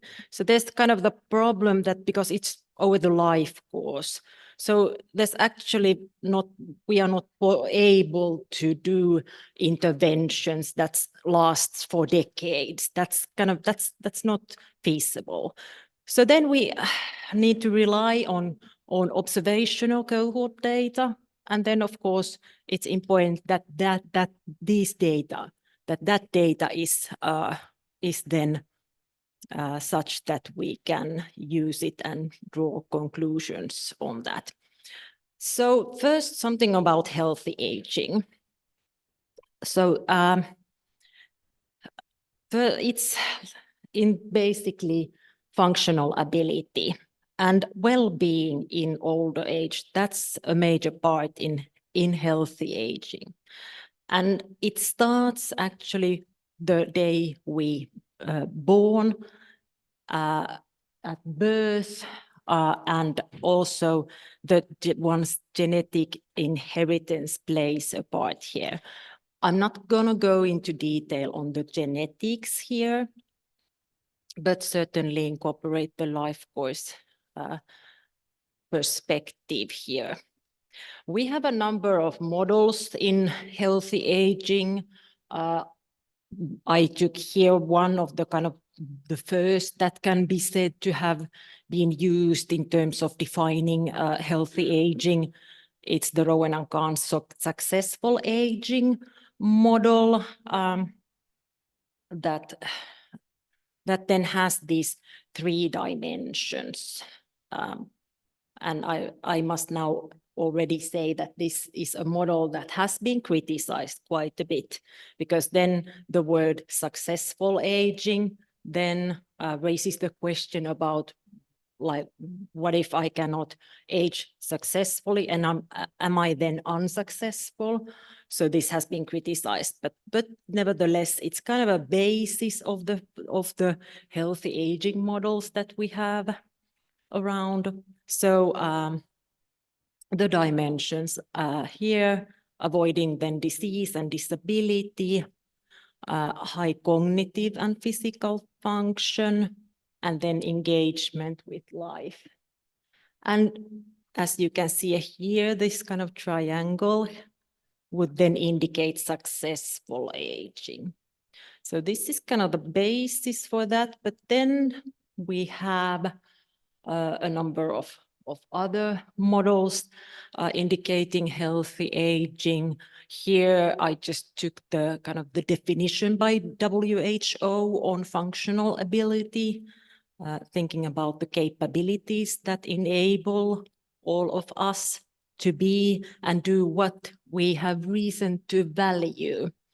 I'm not now going into active aging, because that's another type of concept. However, I think healthy and active aging go also together, but I'm not going to address active aging here that much. Well, WHO some while ago defined active aging in terms of intrinsic capacity, meaning all the mental and physical capabilities of an individual. And here functional ability then includes these intrinsic factors and environment and their interaction. And they can be then these intrinsic capacity dimensions can be here outlined. As you can see, there's a lot of different domains included in intrinsic capacity, which is oftentimes, of course, the case, thinking about aging, functioning, health. So it's not just one single domain, rather it's a network of different type of dimensions that then constitute the functioning, and here intrinsic capacity. So cognition, we heard about cognition in the morning or the noon session. Then there's an important area, locomotion, so mobility, muscle strength, balance, these type of measures. And then there's the sensory functions included in intrinsic capacity, and then vitality, meaning then different type of measures, hormonal function, energy metabolism, for example. And then also the last but not the least, the psychological domain, mood, emotional vitality, for example. So these all then we should be able to measure these domains when we define healthy aging, if we want to measure that. And that's, of course, then not easy for a number of things. First of all, we don't always have the appropriate data depending on the cohort that we are using. So we are kind of bound by that data. So we perhaps don't have at least so good information on all the dimensions. And then also in terms of if we kind of make a summary score of these domains. So kind of what does that actually mean? Because then we don't know about the what is, I mean, these domains are not all on equal level, so they are not all similarly, let's say, there's differences in the levels of which are then more let's say important for then healthy aging, or what we then are measuring. So these are, I'm just trying to say that it's not easy to assess or measure healthy aging. But I wanted to present a paper from our research center. This is by a very recent paper by Kaisa Koivunen. She actually will be receiving the most promising junior researcher award at the next Nordic conference in Stockholm. So that's nice to be able to present her work here also. So she actually looked at functional capacity, looking at intrinsic capacity as an ecosystem. And this is a kind of an interesting, a bit of a new approach to this. So she kind of uses network analysis, which has actually been used in very different, in businesses, or here's like an illustration of the banking system, the network of banking system. So what she has been doing is kind of considering functional capability to be an ecosystem, which then consists of these intrinsic capacity domains that are then linked together. And she argued that the tighter that this interlinkage between these domains are, so then that might then indicate that there is a kind of a loss of systemic resilience. So the tighter the linkage is, then perhaps the more vulnerable the functional capacity is. And then that would then lead also to a problem if there is a disruption in one domain. So that can actually then influence very much the other domains, and subsequently then lead to a collapse in the functioning. So thinking about, let's say, the banking system, so we have some certain strong banks, and if they go bankrupt, so then it'll affect the whole system. So this is a network analysis that has been then incorporated into functioning. So here's just one example on what Kaisa and the research group was looking at. So they stratified the sample here according to self-rated health, and they were looking, here is the kind of what the network analysis is about. So they these lines then present the different links, kind of the network between the domains, and the stronger the line here is, so that indicates a strong, tight connection. And what they found was actually that walking speed, it's here, the number 3, was then one of the main components of the network. So it was they found that seemed to be a strong domain. And then, of course, thinking about potential problems in walking speed. So then that is like, it's a hazard that the whole system will collapse. And then, of course, resulting in disability, functional mobility limitations. Okay, so now going back to the kind of the life course aspect. So we know that the pace of aging is very heterogeneous. And then we can see that more clearly in the kind of the older population, or the, let's say from midlife onwards, the heterogeneity increases in terms of different these domains functioning. Of course, then chronic illnesses start to accumulate. But then we don't know so much about aging in these younger cohorts. So I here took one of the papers by Daniel Belsky. It's a couple of years old, but I think this interesting study on the Dundee cohort in New Zealand, where they had biomarkers that indicated the kind of the age-related changes in early life or young life. So so they had these measurements. They measured first of all the rate and then the pace of biological aging, and they defined biological aging using these biomarkers. They had pulmonary function. They looked at teeth or gums and cardiovascular system, these cardiovascular biomarkers, also renal functioning, hepatic immune function. So these type of not the kind of perhaps the typical, as I showed, the domains of functioning in terms of healthy aging in older age.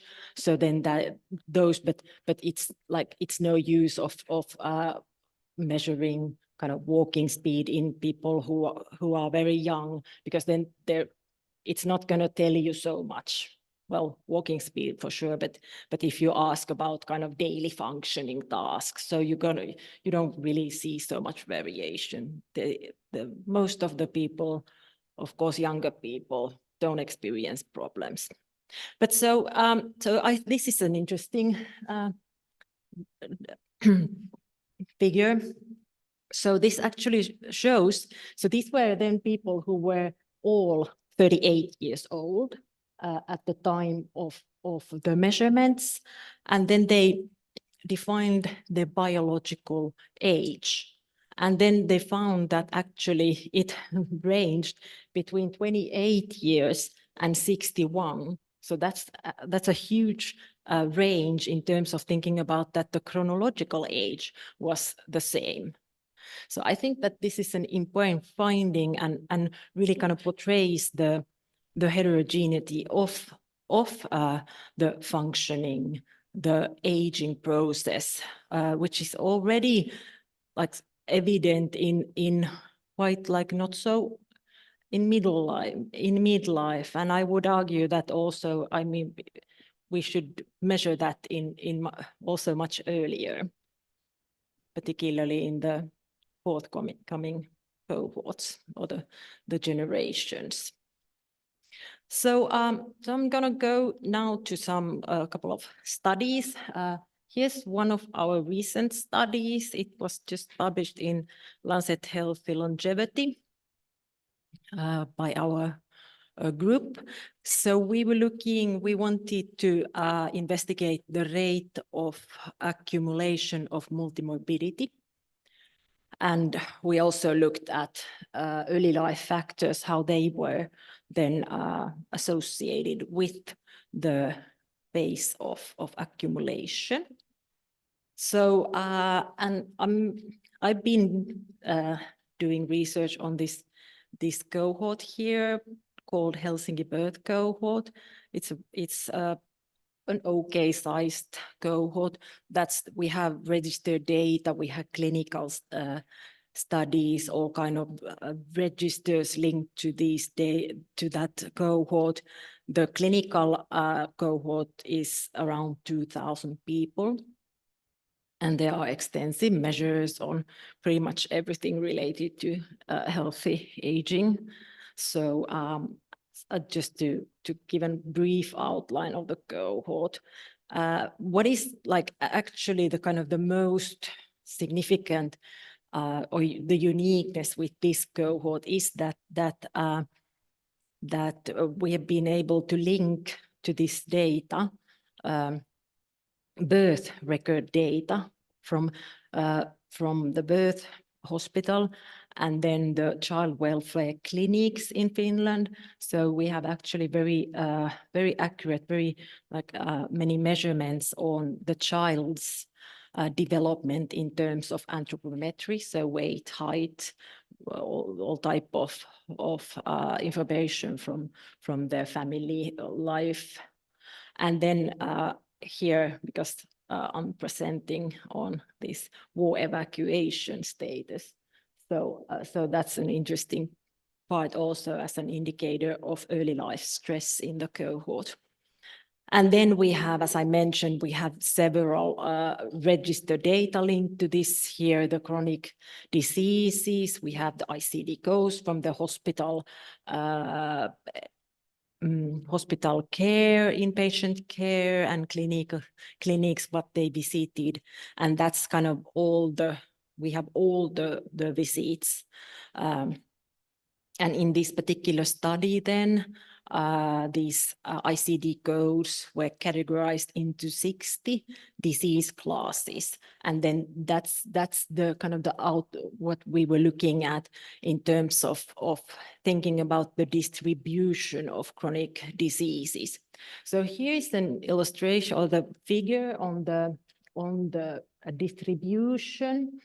So these are the numbers here. So the number of the chronic diseases that these people then were diagnosed with during the follow-up. So from age 40 to 83. And so as you can see here, a big number of people, particularly here, they were virtually healthy in midlife here, and then just before 50 they start to accumulate these chronic illnesses here. And here are the numbers. So this is one diagnosis here, marked by the green color, and then moving up here, up all the way to this part of the population who actually then accumulated at least 10 chronic illnesses.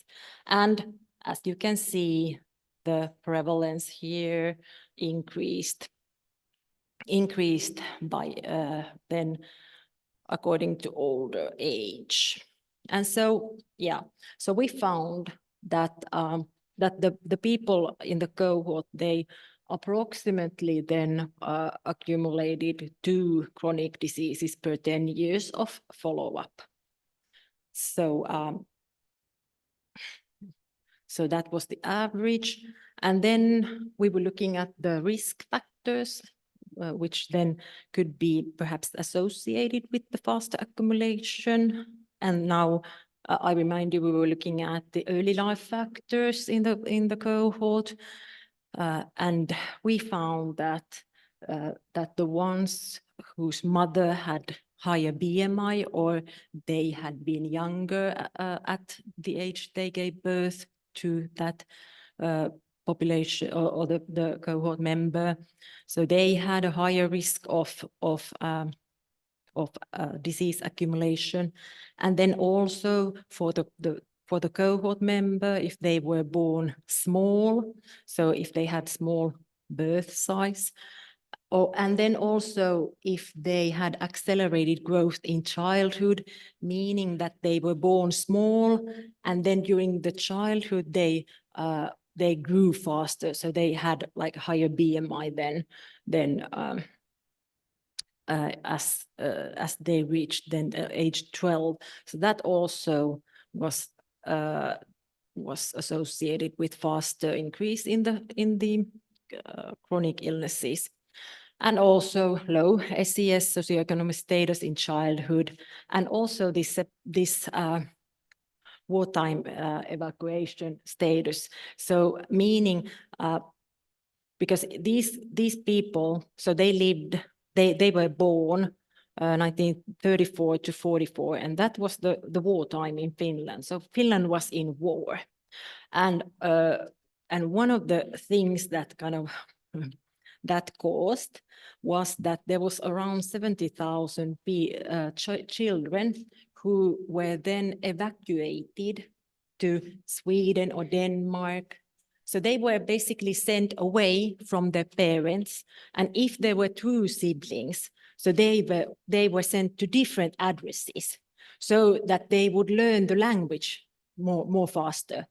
So you can imagine that that might cause quite severe stress in the children.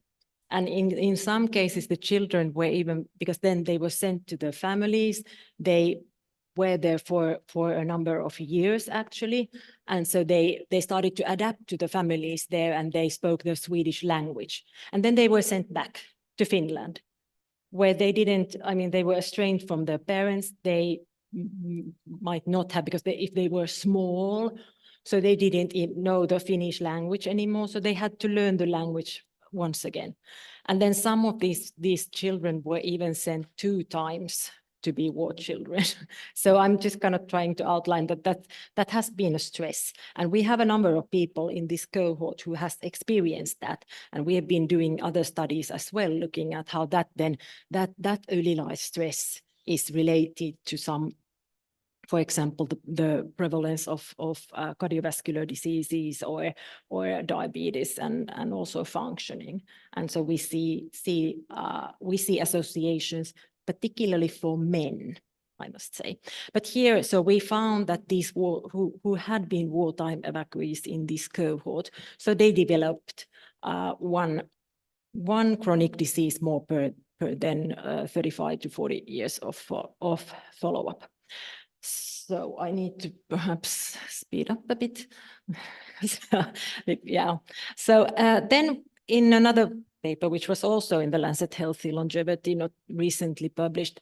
So we were looking in this particular cohort. So now we try to really kind of identify healthy aging. And this has not been kind of done in so many cohorts, because the data is, I mean, it's been done, but then the data one can argue that the data perhaps is a bit selected, and that is always the case. It's not easy in the cohort studies to really kind of try to identify healthy aging.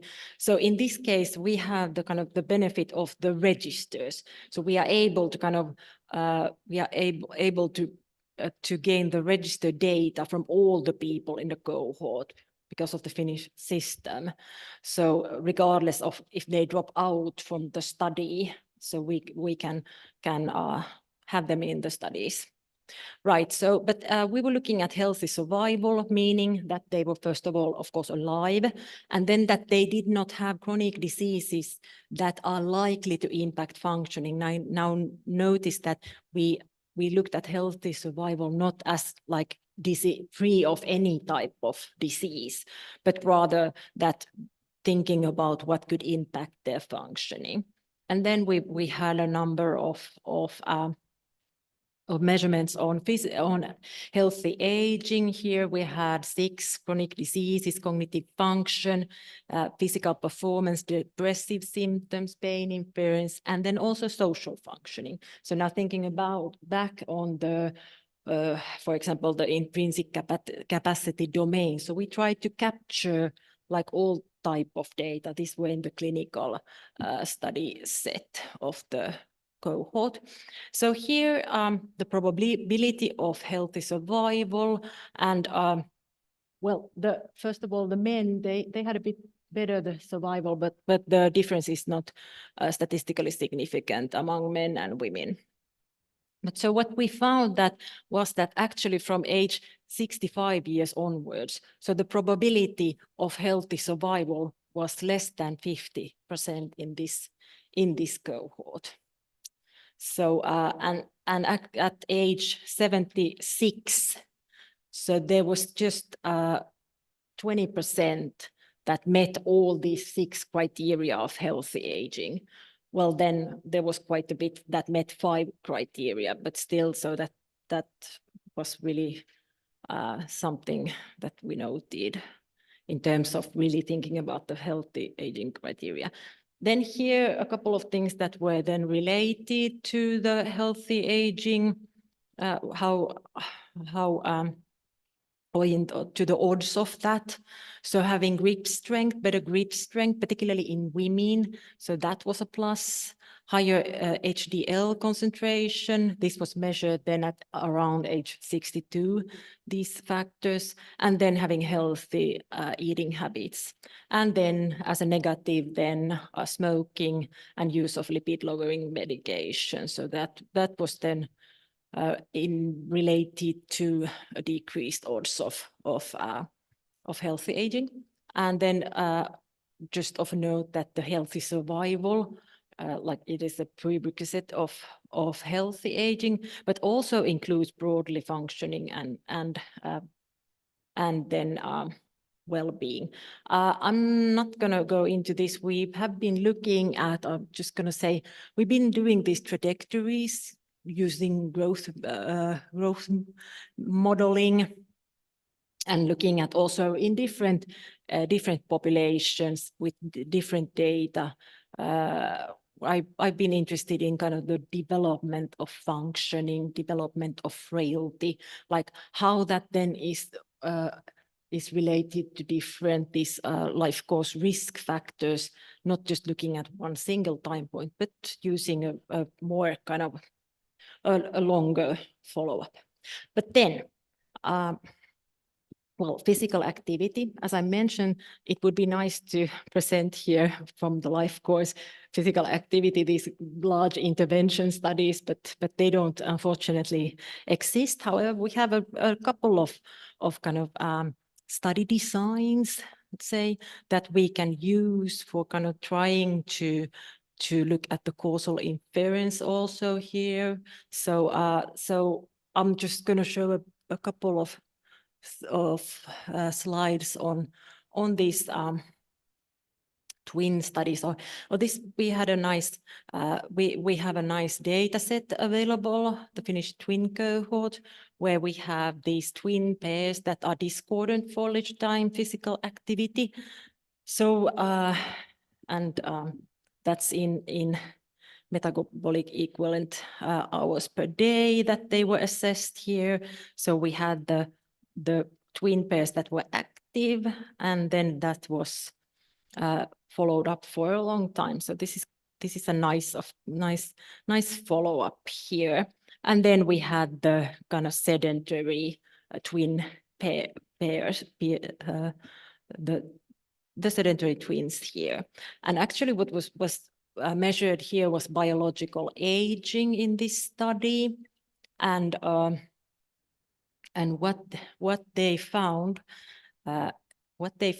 was that the active twin was 2 years younger than compared to the inactive sibling here in terms of biological aging. This was measured with the Grim age, here. So the epigenetic clock. Another study on that data, this is a study from our center, and Anna Kankaanpää, she's having her PhD thesis defense tomorrow, actually. She's done some quite nice work on physical activity and biological aging. And so now this is also on the Finnish twin study. And they wanted to look at the kind of the physical activity patterns and how they were related to biological aging. So what they did was that they identified here activity groups. You can see them here, so ranging from highly active to sedentary people. And then they looked at the association with biological aging. And so you can see it here. So first of all, the long-term LTPA and biological aging, it showed actually a rather interesting U-shaped curve. So meaning that the ones who were sedentary, but also the ones who were highly active, were actually biologically older. So here you can see this is the kind of unadjusted model. And then when they adjusted for other lifestyle factors, chronic conditions, and then it is socioeconomic factors. So they actually found that the ones who were in the highly active class, so they were still 1.3 years biologically older compared to those who were in the moderate class here. That's the second class. And then they were actually 1.8 years older on average when compared to the active class. So this is a rather interesting study finding, I think. And also kind of indicates they were then thinking in the discussion of what they were kind of considering, what could be underlying this, that they were thinking about sudden cardiovascular events that can happen for the active, those highly active, for example. Then I mentioned the kind of the natural experiments. So exercise capacity and sports. So that's also not something that is easily studied in a general population. So, but we at the center, we have a study, the Atlas study. I think that there was probably some presentations here today on that, or I heard that there might be. But this is a study on master of athletes. So old persons who are competitive. They were male athletes. And here Simon Walker from our faculty, he wanted to look at body composition and then training in different then disciplines. And there was we had a younger cohort here in the Atlas, the younger ones, and then the older ones, and then also healthy matched controls from another study in the center. And there's just how the body composition was measured, and then here the athletes were divided into disciplines according to the here you see strength, sprint, endurance were the classes, and then we had the controls.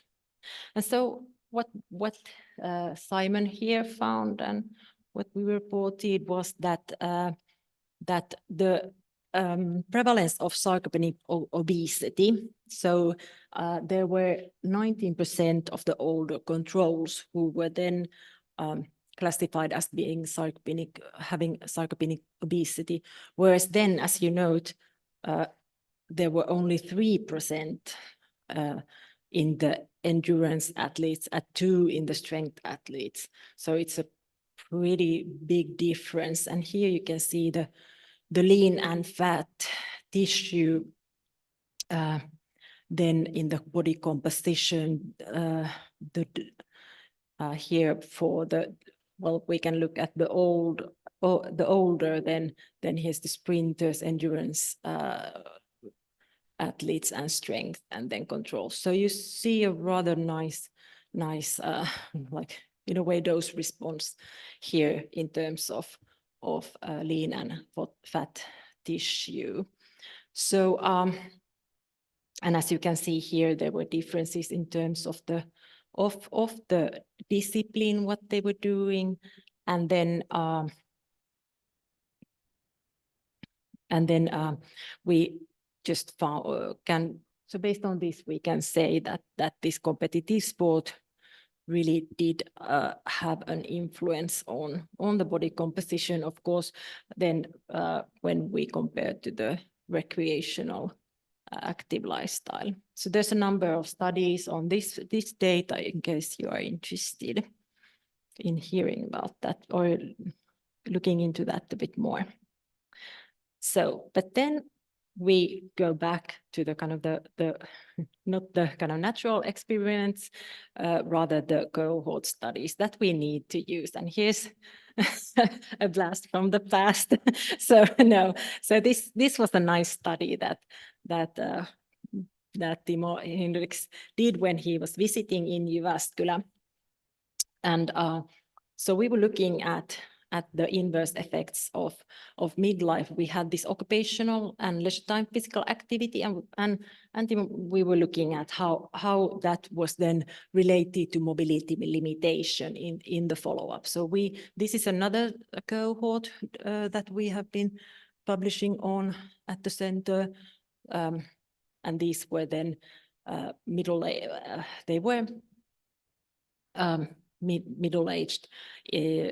employees in the public sector when the study started. And then there was, Timo did then 3 classes of physical activity, vigorous, ranging from inactive to vigorous for both the LTPA and then OPA, which is then the occupational activity. And then the mobility limitations were then assessed with 8 items. So what did we find? First of all, so we found an independent inverse association between LTPA and OPA, so meaning that the higher LTPA was then associated with less mobility limitations or risk for that, and then whereas then the higher occupational physical activity was then related to a higher risk of mobility limitations. But what we were actually interested in looking at was that whether the vigorous LTPA could influence the association between the this negative association between higher occupational physical activity and mobility limitations. So this is then a known association from before. And so what we did, so we stratified the cohort according to the different classes of activity into these groups, and we oops, sorry, you are still awake. Yeah. So and then we found a protective effect for the vigorous physical activity, the leisure time physical activity, and then it could mitigate the harmful effect of the vigorous occupational physical activity. So here we had as a reference then those who had light occupational physical activity and who had then they were vigorous leisure time physical activity. That was the reference group, and here we can see that there were these the relative risks were higher in these groups.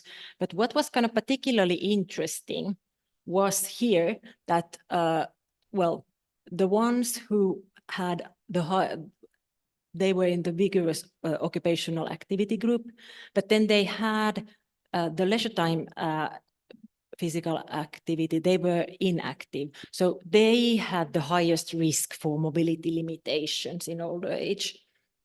Whereas then here, as you can see, the ones again with the vigorous occupational physical activity group, but these were the ones who were also physically active in leisure time. So actually the risk was non-significant here for this group. So this was a rather nice finding.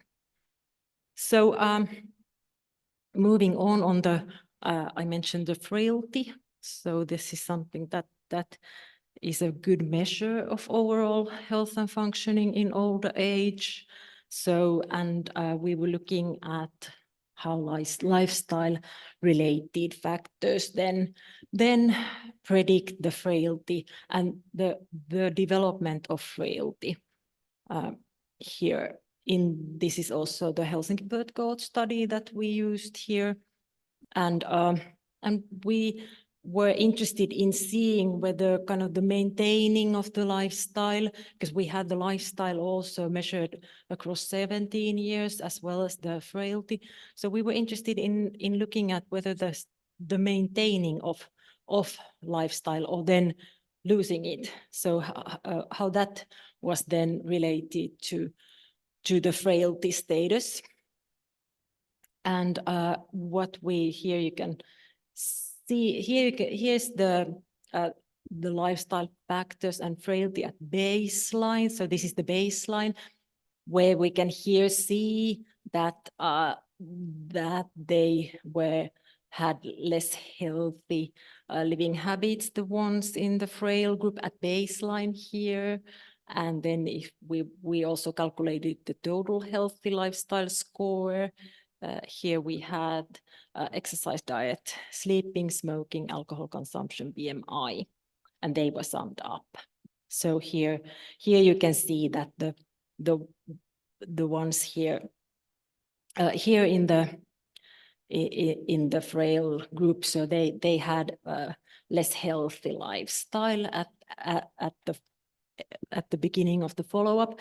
But what was interesting here, so we were looking at the kind of how the different how frailty then accumulated according to these lifestyle factors, and we looked at them also individually. And I took here the change in exercise because that and sleep were the ones that were associated with the frailty rate in the follow-up.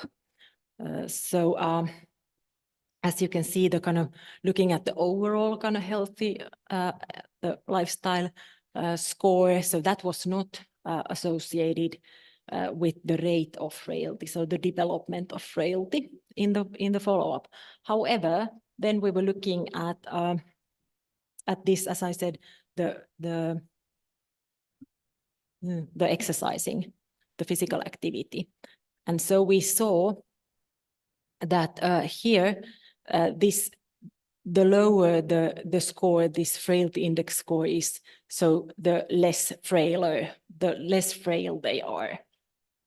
And so we actually saw here, you can see that these scores, they are low, and they also stay at the low level for those who, well, a bit not perhaps surprisingly, who were consistently exercising. But which I find rather interesting is also that the ones who were then initially sedentary, but then during the follow-up started exercising, so they actually also kind of had the lowest of the frailty scores here. The ones who stopped then exercising at some point of the follow-up, so they experience a rather rapid increase in frailty, in the level of frailty.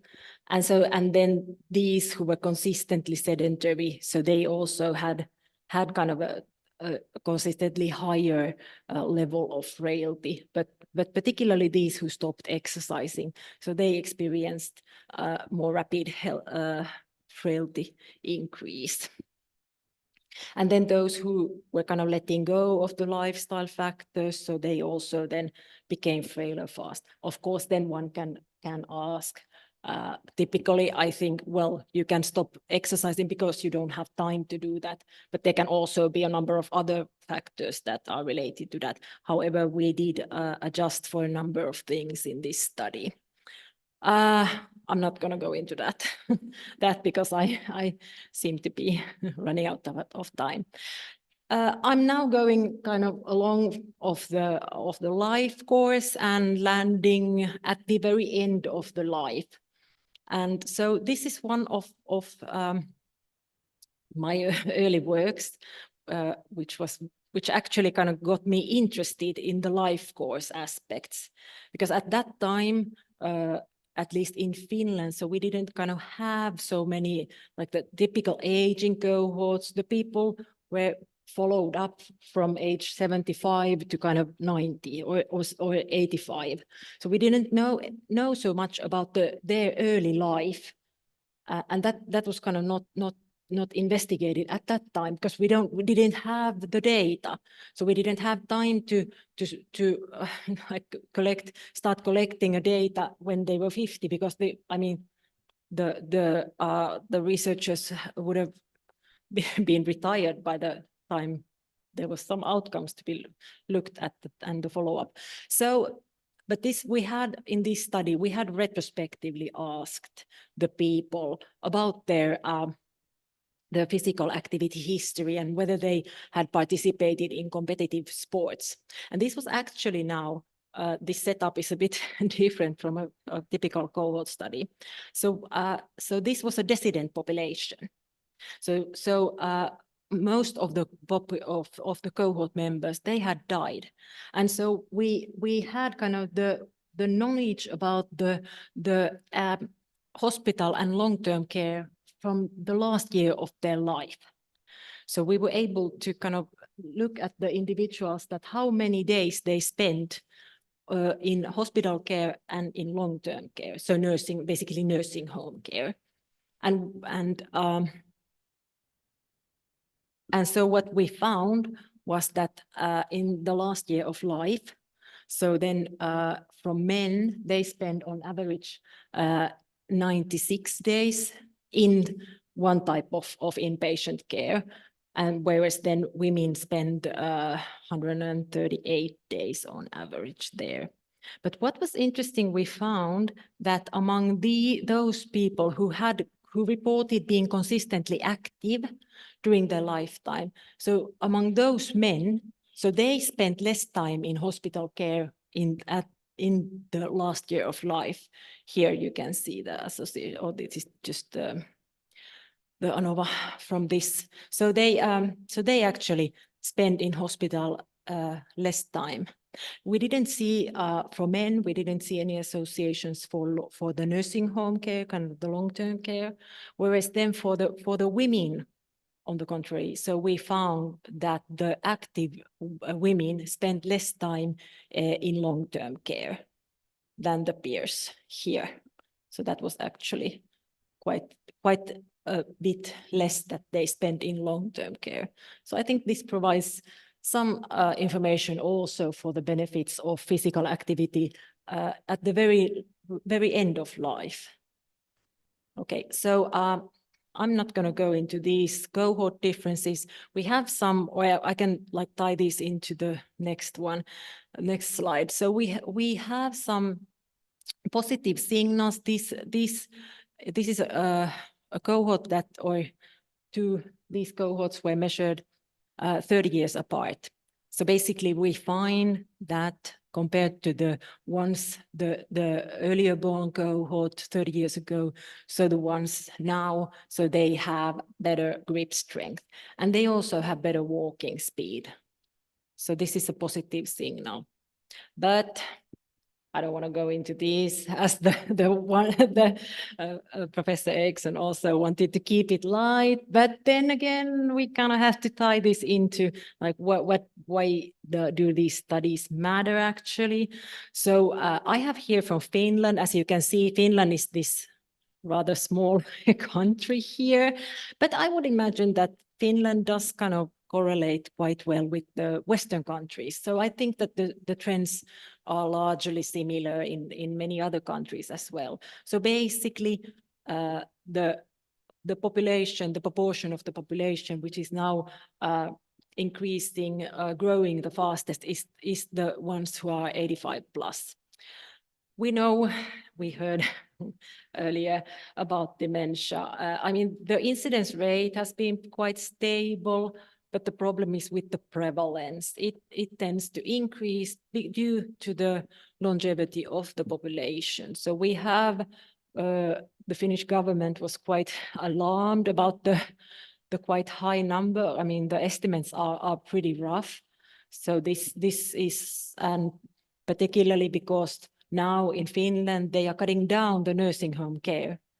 So they are thinking that the people they can manage at home, or then in this kind of some sort of communal living. And we have like, well, we have several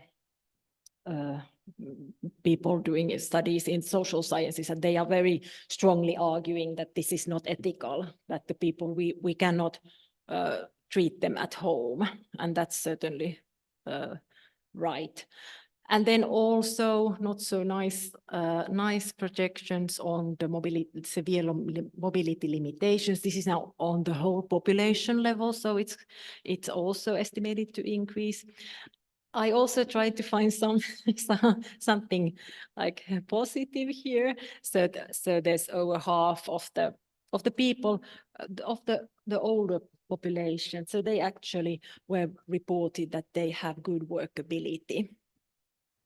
Why this is relevant, then we all know. I find that I come back to this James Freeze compression of morbidity many times, because I do think that this is relevant in these days also. So we really kind of want to see now here that that we experience the compression of morbidity rather than the extension of it.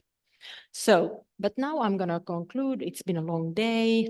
So, so I think that it's important to remember that healthy aging, it does not mean a life necessarily free from diagnosis, because as I showed you, the number of chronic diseases, they tend to accumulate. What is important is the functioning and how we maintain it, because that's vital for everyday life. And although, I mean, I showed you the numbers in the earlier slide, so we must remember that the majority of the population, they manage quite well and they are doing fine and they lead quite healthy and active lives, and they have rather also good living habits. Now I'm talking about the kind of maybe the kind of older population, but well, this is not my area of research, but when I look around, so I must say that I do worry about the younger generations, that how they are gonna then age, because we don't know that. We don't have data on their disability status or frailty status at the early time point, because they are so young. So, and we know we have seen the like very rapid changes in terms of lifestyle, the sedentariness, the increase in that, the food politics. I mean, I don't think that I need to convince you about that, what worries and what the effects of that is in the long run. And we do see the polarization growing in the society. At least in Finland, the number of young people who experience mental problems and are in the risk of kind of being outside the society, that grows. And I would imagine that it's the same in other countries as well. So it's just something that is related. I mean, the society has changed so much during a very short period. And so then that's one of the kind of what because I always say also to the PhD students that we need to recognize that when we do this we use the cohort data. So they were born in a completely different time. So they were born and they grew up in a very different setting. And that's something that kind of we cannot adjust for in the cohorts, but we need to recognize that when we are, of course, then reporting the data. So, and then finally, I'm ending on the question that basically in terms of physical activity, how do we get the people to be, and that should be underlined, maintain activity? I mean, we all know this. I feel a bit banging my, I mean, I would have wanted to go running last week, but I had to work. And so, I mean, it's just, you know, yeah, but next week, next week I will go. No, but seriously, I think it's also in terms of the physical activity. I mean, I can show data on how on the benefits, and you all also show it in the interventions. But the problem is how to get the people who perfectly well understand the benefits. So how do we get them to be active? So I'm hoping to hear that tomorrow here and discuss that. Okay, so here's just a part of the group that we have. I lead at the Helsinki, the Folkhälsan, and in Jyväskylä. Okay, thank you. Sorry.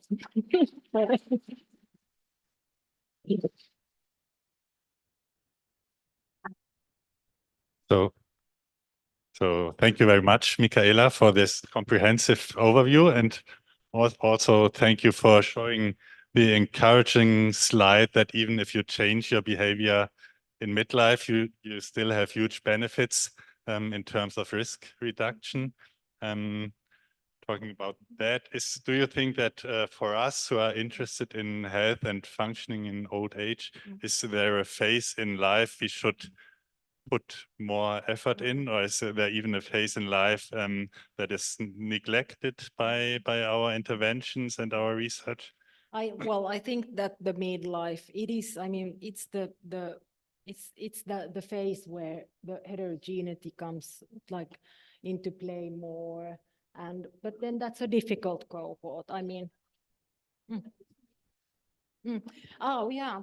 Well, I'm thinking about kind of, well, that's a good point actually, and there's talk about that the midlife is shifting, but I'm kind of thinking about the kind of the people who are also living the very kind of hectic years, 40, 50, that type. I would say before 40 also, because I mean we are experiencing the time. Well, I must say I can be an example. So. So I would want to be physically active. I would want to go and cross-country ski every day. However, well, I have the work. I have children who I must like attend to all the time, or like, well, now drive around mostly and pay for stuff. But anyway, but it's constantly. Then I have my mother, my father passed away like 1 year ago. And so he was taking care of my mother. But now, so he's away, so he can help me with my boys, my father. And then my mother, she's very kind of, she has mobility limitations and stuff. So we need to we care for her at home so that she can stay at home. And I live very near her. So basically I go there every evening. So I'm just kind of saying that this is not something that is very unusual. So people are having a lot of different roles in the midlife. And so they cannot, although they should be active. And of course, then there's some people who are not too busy, but I must, to be honest, say that I really can, I don't have the time to be so active as I would want to. And that's kind of, I think, the important phase. And there's talk about, I mean, in terms of aging research, and also from the societal point of view, that can we do something about the working life, because it's just so hectic, and we have people having these care duties and stuff. So it's kind of acknowledged that the people, they are so tired, they don't simply have the time to care for themselves. And that's not good. That's something that can then backfire, I'm sure. So yeah, so I would say midlife. We started late, so maybe I guess there are so many questions, so maybe there's time for another. I can just keep it on. Yeah, thank you so much for the nice speech. Please, you said vigorous exercise is not good. I would like to ask you what type of exercise that we can practice. All of us are getting older and we are concerned about, this exercise and lifestyle and all what you just said. So what type of exercise should I go out there tomorrow and do? Thank you so much. Yeah, well, that was a study which I didn't contribute to. So I'm not kind of the perfect expert on that. But I would imagine that, of course, because we know that there, if we do rigorous sport, so there can be sport injuries and this certain kind of chronic degenerative like changes in term caused by kind of just the physical exertion. So perhaps I'm now just kind of speculating, but that can be one thing that is showing in that particular association in terms of biological aging. I know that there was kind of also the kind of they were thinking about when the biological aging was then assessed, and certain kind of these well, that were related, what could explain the association that they found in that study, what I was showing. But I would, well, like, and then I think it's important that whatever you do, so what is your like, what sports or what activity you do. So I think that at the end of the day, you must enjoy it. You must want to do that, because otherwise, like, who does that? So that's yeah. But I would imagine that there's some kind of, because then if you are like an athlete, so then there is a risk that the body will suffer some, like, and also the injuries. So that's, yeah. But I'm actually like I'm the health scientist. I'm not a sports scientist by training. So I think that there's people who can answer better this question in the audience also. Thank you. Thank you very much, Michaela, for the talk again. Now it's nearly 6 o'clock, so yeah. I'm afraid we have to finish this session, and applaud you for the talk.